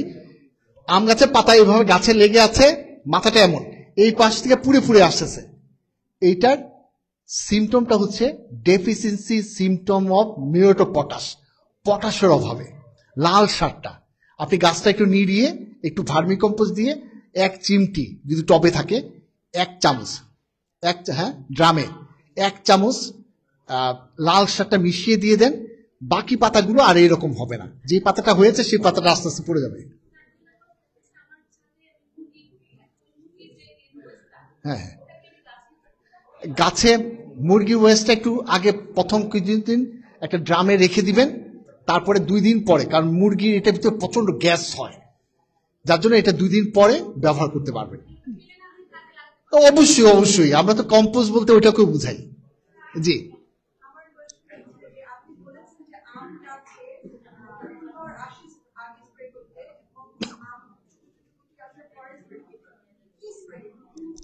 আম গাছে স্প্রে করার জন্য ওই যে অল্টারনেরি একটা ডিজিজ দেখলাম, একটা পুড়ে পুড়ে যায়, এইটা না হওয়ার জন্য আমরা সাধারণত যে কোনো সিনথেটিক ফাঞ্জিসাইড ব্যবহার করি, যেমন হচ্ছে রিডোমিল গোল্ড, ডাইথেন M45, তারপর হচ্ছে ইন্ডোফিল M45, এরকম ফাঞ্জিসাইড। না, মনে থাকার দরকার নাই, আপনি ফাঞ্জিসাইড ব্যবহার করবেন না। আপনি শুধুমাত্র বাসায় যে সোডা আছে, সোডার সাথে একটু পরিমাণ সাবান দিয়ে আপনি স্প্রে করবেন। ওই ফুল যখন হয়েছে তখন স্প্রে করবেন না। আর যদি ক্লিবারে থাকে তাহলে ক্লিবারে স্প্রে করবেন, কিছুই করতে হবে না। পানির সাথে 4 ml পার লিটারে ব্যবহার করে স্প্রে করে দিবেন, হয়ে যাবে। জি জি জি জি জি বৌদ্ধ মিক্সচার পুরো গাছে ব্যবহার করা যায়, কিন্তু ব্যবহার করার পরে আপনার মন খারাপ হবে যে একটু চুন চুন দাগ দাগ আছে, থাকুক না, অসুবিধা কোথায়। জি বলেন। জি একটু দাও।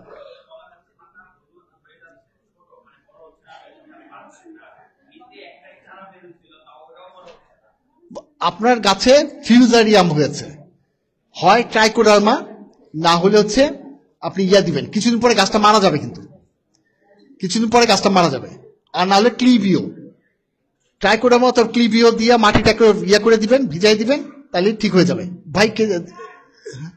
জি এখানে কে? জি দুটোই আলাদা ফাঙ্গাস, দুইটা কম্প্যাটেবল, একটার সাথে একটা যায়। আপনি ক্লিবায়ো দিলে ট্রাইকোডার্মা যে বৈশিষ্ট্য আছে ক্লিবায়োতে আছে, তাহলে ওইটা লাগবে না। ট্রাইকোডার্মা দিলে ওইটা লাগবে না, যে কোনো একটা দিবেন, না কোনো ক্ষতি হবে না। জি ম্যাডাম ম্যাডাম ম্যাডাম ম্যাডাম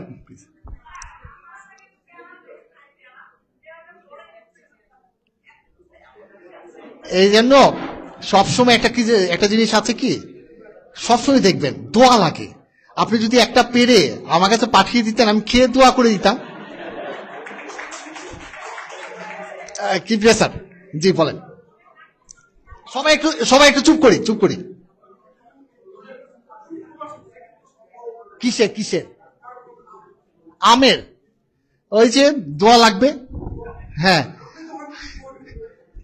আম না হলে জাম থাকলে জাম পাঠাই দিলেন, দোয়া লাগবে। জি স্যার।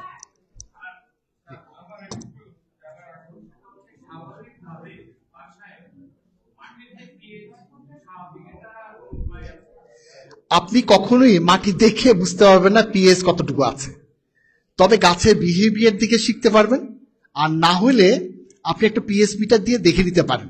7 6 5 5 6 7 যদি থাকে পিএইচ, বেস্ট পিএইচ। 4 নিচে গেলে এটাতে নিউট্রিয়েন্ট অ্যাভেলেবল হবে না। লিটমাস পেপার দিয়ে আপনি রং দেখে করতে পারেন। পিএইচ মিটার এখন 200 টাকা দাম, সব জায়গায় অনলাইনে পাওয়া যায়, ওই যে পুরনো টাকা পাওয়া যায়। দাঁড়ান,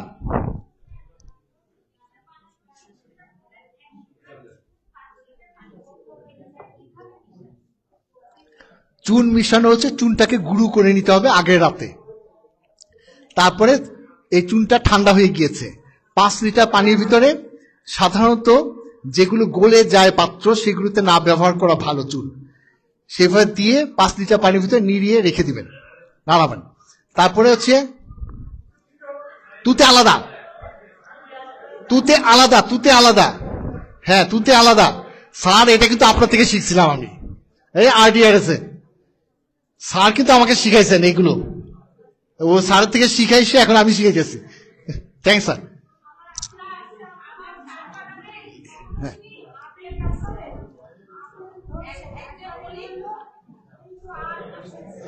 আপেল গাছে একটু বসেন, সবাই বসেন ভাই, এখনই প্লিজ ভাই। আপেল গাছ সম্বন্ধে আমার নলেজ খুবই পুরো, তবে সব গাছে ফুল আসার জন্য ফ্লোরাটা খুব ভালো কাজ করে, নাইট্রোবেনজিন কাজ করে। অথবা আপনি মাটিতে মাইক্রোস বাড়ানোর ব্যবস্থা করেন, তাহলে হয়তোবা ফুল আসবে। জি ওই পানিটা আপনি দিতে থাকেন। আর একজন ম্যাডাম বলেন।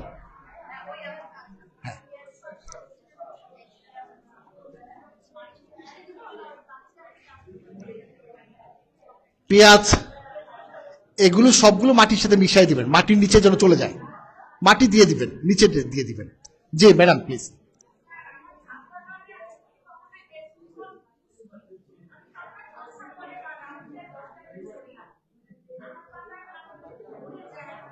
কি ব্যবহার করেন? ও শুনে আমি বলি, সন্ধ্যার পরে ব্যবহার করেন বা সকালবেলা ব্যবহার করেন, ইপসন সল্ট, ম্যাগনেসিয়াম সালফেট অথবা বোরন, এগুলো ম্যাগনেসিয়াম সালফেট আপনার স্প্রে করা দরকার না, মাটির সাথে মিশিয়ে দিতে ভালো হবে, মাটির সাথে মিশিয়ে দিলে ভালো হতো। কনসেন্ট্রেশন খুব পুয়ার করে কম করে দিতে হবে, নাহলে গাছের পাতা পুড়ে যাবে। না না, 1 চামচ অনেক বেশি, হাফ চামচ আর মাটিতে 1 চামচ দিয়ে দেন, স্প্রে করে না। ভাই বলেন, পিএস কমানোর জন্য বাংলাদেশে সাধারণত পিএস কমে হচ্ছে সালফার অ্যাড করলে পিএস কমে। সাধারণত 4-এর নিচে 4 আনতে হয়।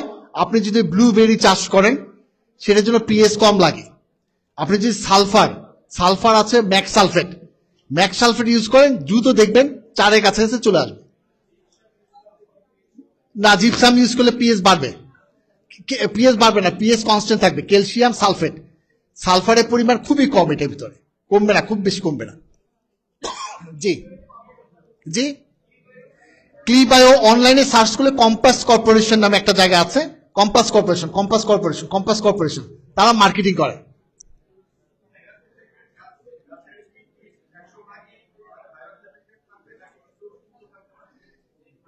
ভাইরাস এফেক্টেড, ভাইরাসটা হচ্ছে আস্তে আস্তে আস্তে করে তাকে ছোট গাছ বানায় ফেলে, যেই গাছটা গ্রোথ করতে দেয় না। সো একদিনে আপনার ভাইরাস হয়ে গেছে বুঝতে পারবে না। প্রথম সিমটমটা হচ্ছে উপরে পাতাগুলো একটু উপরে দিকে কুচকায় যাবে, নরম পাতাগুলো, এবং নরম পাতাগুলো ছোপ দাগ পড়বে, কখনো কখনো হলুদ হয়ে যাবে।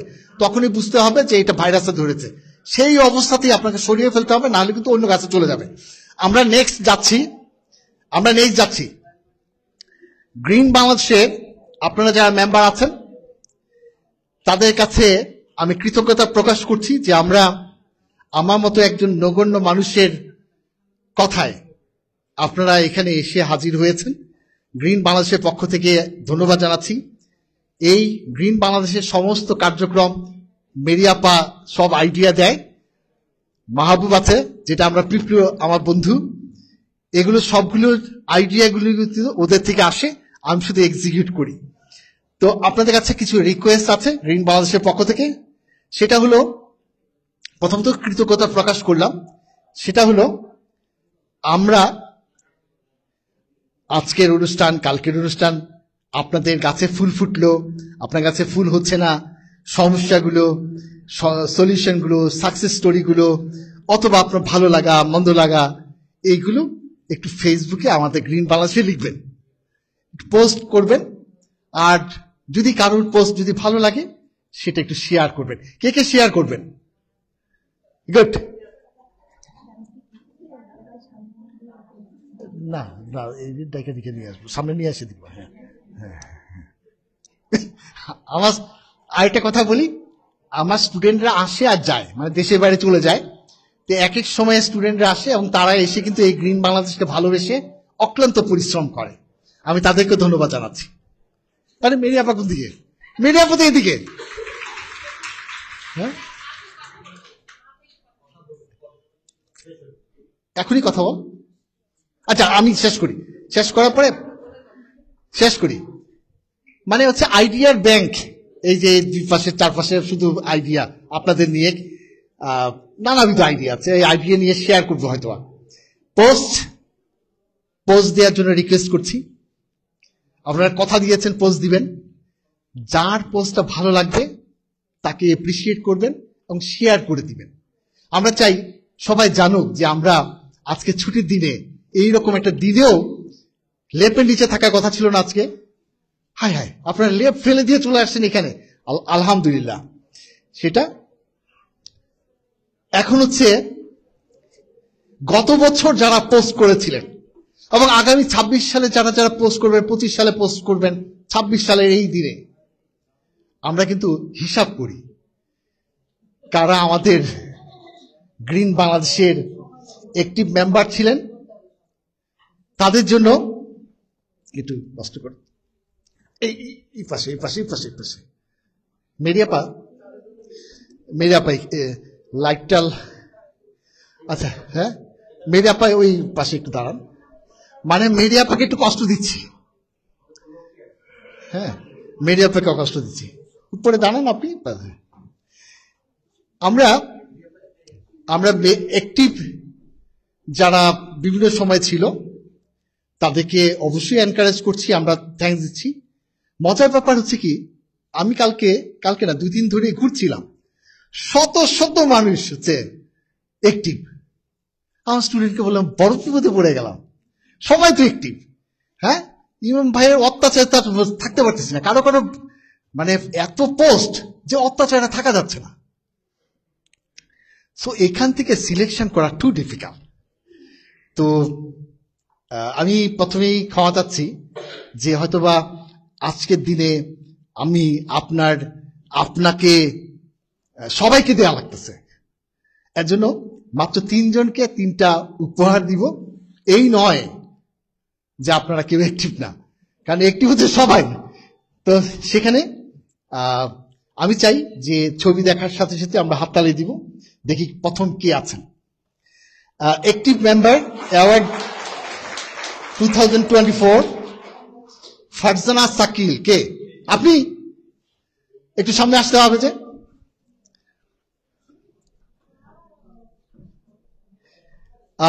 মেরি আপাকে বলবো ফারজানা শাকিল আপাকে এটা তুলে দেওয়ার জন্য। এই ছবি তুলো। হ্যাঁ, আমরা হাততালি দেই। কনগ্রেচুলেশন। 1 লক্ষ অ্যাক্টিভ মেম্বারের মাঝে উনি পেয়েছেন। ওয়েলকাম। আচ্ছা, তারপরে হচ্ছে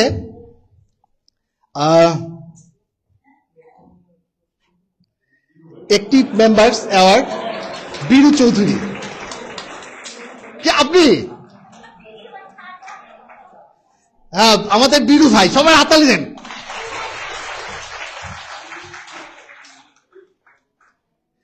বীরু ভাইকে ধন্যবাদ যে এটা আমরা খুব ধন্যবাদ দিচ্ছি। আমাদের সত্যি কথা হচ্ছে এই যে অ্যাক্টিভ মেম্বার যারা আছেন তারা এখানে কিন্তু সবাই অ্যাক্টিভ না থাকলে আজকে এই দিনে আপনাদের আমার একটা স্টুডেন্ট বলতেছিল, স্যার আমারই তো কষ্ট হচ্ছে, ওনারা কিভাবে আসবেন। আমি বললাম তাই তো, আমি তো নিজে ভাবতেছি যে কিভাবে আসবেন। মানে আমি যে ফিল করছি এটা বুঝতে পারছেন যে আপনারা কত কষ্ট করে আসছেন, কত ভালোবাসা নিয়ে আসছেন এখানে। আমি আসলে কৃতজ্ঞতা প্রকাশ করছি যে আপনাদের এত ফিলিংস গ্রিন বাংলাদেশের প্রতি। তো আপনাদেরকে সবাইকে ধন্যবাদ জানাচ্ছি। বীরু ভাই থ্যাঙ্কস। এরপরে আর নাই, আরেকটা আছে না? অ্যাক্টিভ মেম্বার অ্যাওয়ার্ড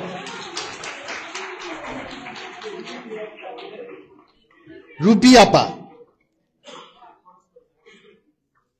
তো আমরা প্লিজ কনগ্রেচুলেশনস।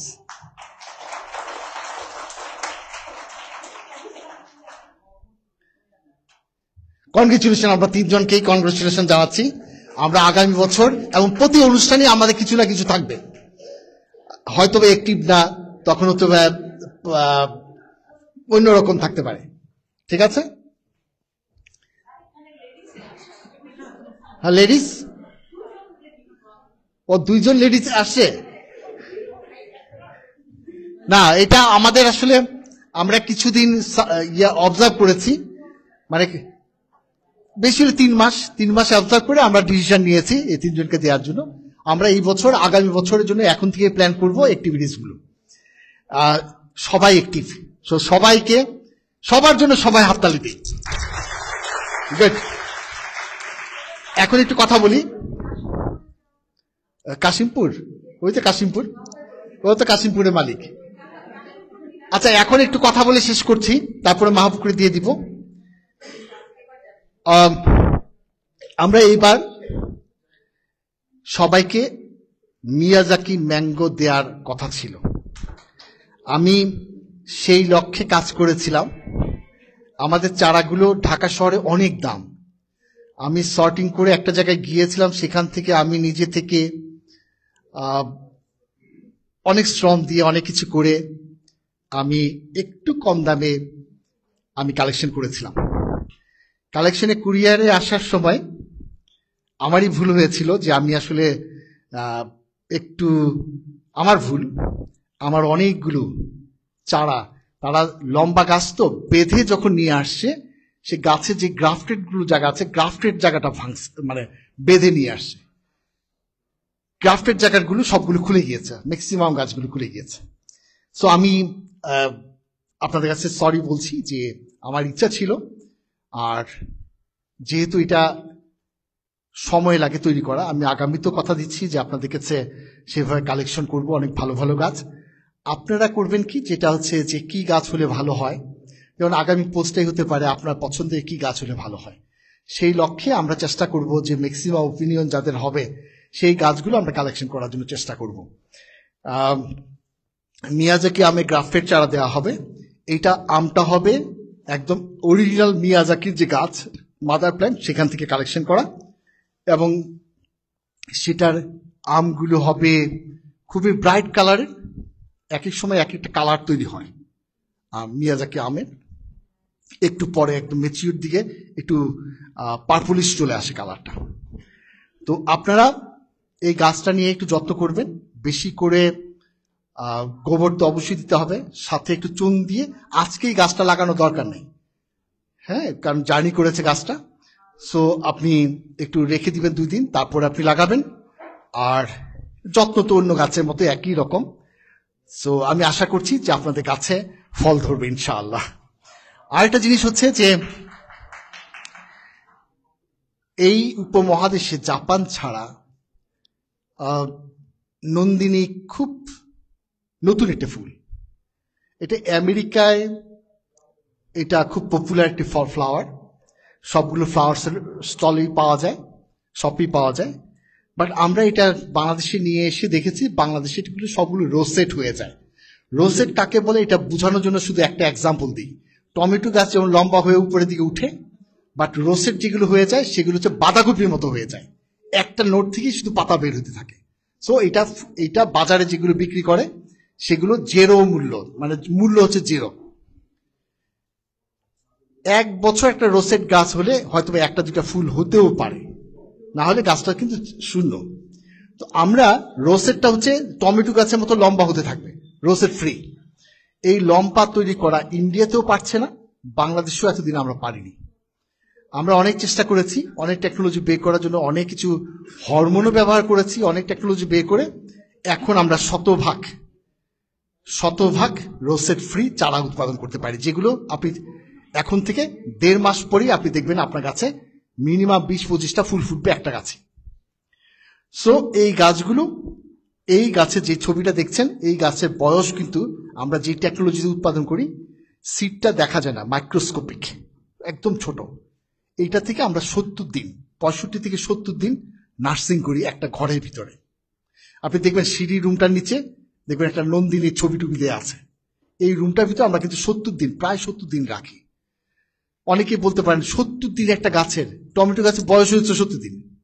70 দিন রাখার পরে সে হচ্ছে এই চারাটা হয়, আর এখান থেকে 1 থেকে 1.5 মাস পরে ফুল উৎপাদন হবে। এখন প্রায় 2 থেকে 2 মাস ধরে ফুল দিবে সে, এরপরে আবার গাছটা মারা যাবে। এটা কিন্তু বছর ব্যাপী না। তারপরে তো আমি আছি। তো সবকিছু মিলিয়ে এটার 14-15টা কালার আমার কাছে ছিল। আমরা কয়েকটা কালার চুজ করেছি। পার্পল কালারটা আমার খুব পছন্দ, পার্পল রং পছন্দ, পার্পল পিকুটি আমার পছন্দ, পিঙ্ক পিকুটি পছন্দ। আমরা যেগুলো এখন চারা তৈরি করেছি এগুলো পার্পল এবং পিকুটির ভিতরেই থাকবে, এই দুটোর ভিতরে থাকবে, এবং এই ফুলগুলো এইরকম হবে, এরকম ঝোপালো হয়ে ফুল ফুটবে। আপনারা একটু বেশি, এই গাছের বৈশিষ্ট্য হলো একটু বেশি কম্পোস্ট পছন্দ করে আর একটু বেশি পানি পছন্দ করে। পানি শুকায় গেলে গাছটা মারা যায়, তো পানি পছন্দ করবে। তাহলে পানি আপনি রেগুলার একটু খেয়াল করবেন যে শুকায় যেন না যায়, আবার বেশি দিয়ে আবার ডুবাই রেখেন না। জি, এইটাই হচ্ছে ওই টেকনিকের, রোসেটের টেকনিকটা ছিল। হ্যাঁ, প্রথম এখন গিয়ে লাগিয়ে গাছটা করা রোদে রাখার দরকার নাই। এরপরে রোদ যত বেশি, রোদ তত বেশি ফলন। একবার সেট হয়ে গেলে চারা অবস্থাতে একটু পার্সিয়াল শেডে রাখতে হয়। সো আপনাদের জন্য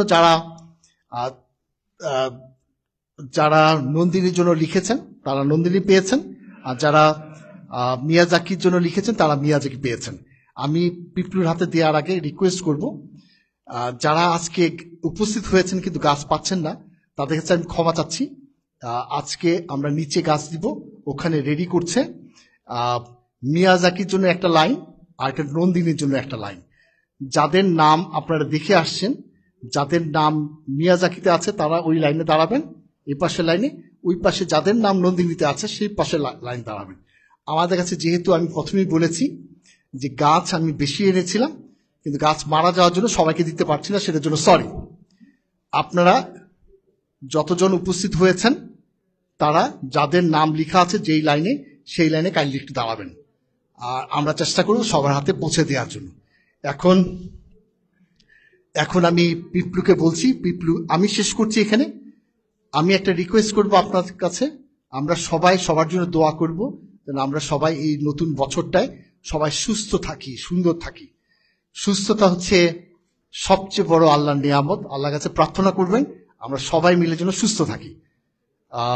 আমরা সবাই ছাদ বাগানি, আমাদের মাঝে একটাই উদ্দেশ্য, আমরা পরিবেশকে ভালো রাখবো, আর হচ্ছে আমরা ভালো কাজের সাথে সম্পৃক্ত, এতটুকুই আমরা আমাদের।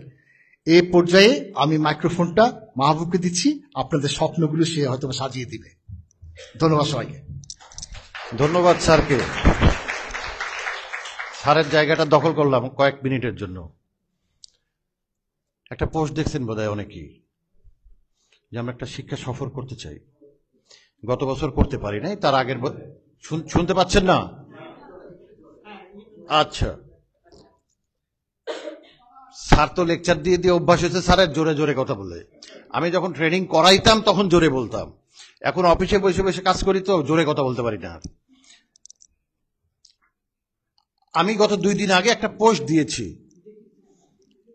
গ্রিন বাংলাদেশে, যে আমরা শিক্ষা সফরে যেতে চাই এবং আমরা কোথায় যেতে পারি এই বিষয়ে আপনাদের একটা মতামত আমরা চেয়েছিলাম। আমরা গত বছর যেতে পারি নাই, এর আগে বেশ কয়েক বছর ধরেই কিন্তু আমরা শিক্ষা সফরে গেছি। বেশিরভাগ আমরা গেছি হলো আপনার বিএডিসিতে, আমরা গেছি যশোরে। হ্যাঁ, আমরা এবার একটুখানি চিন্তা করতে চাই যে কিভাবে করা যায়।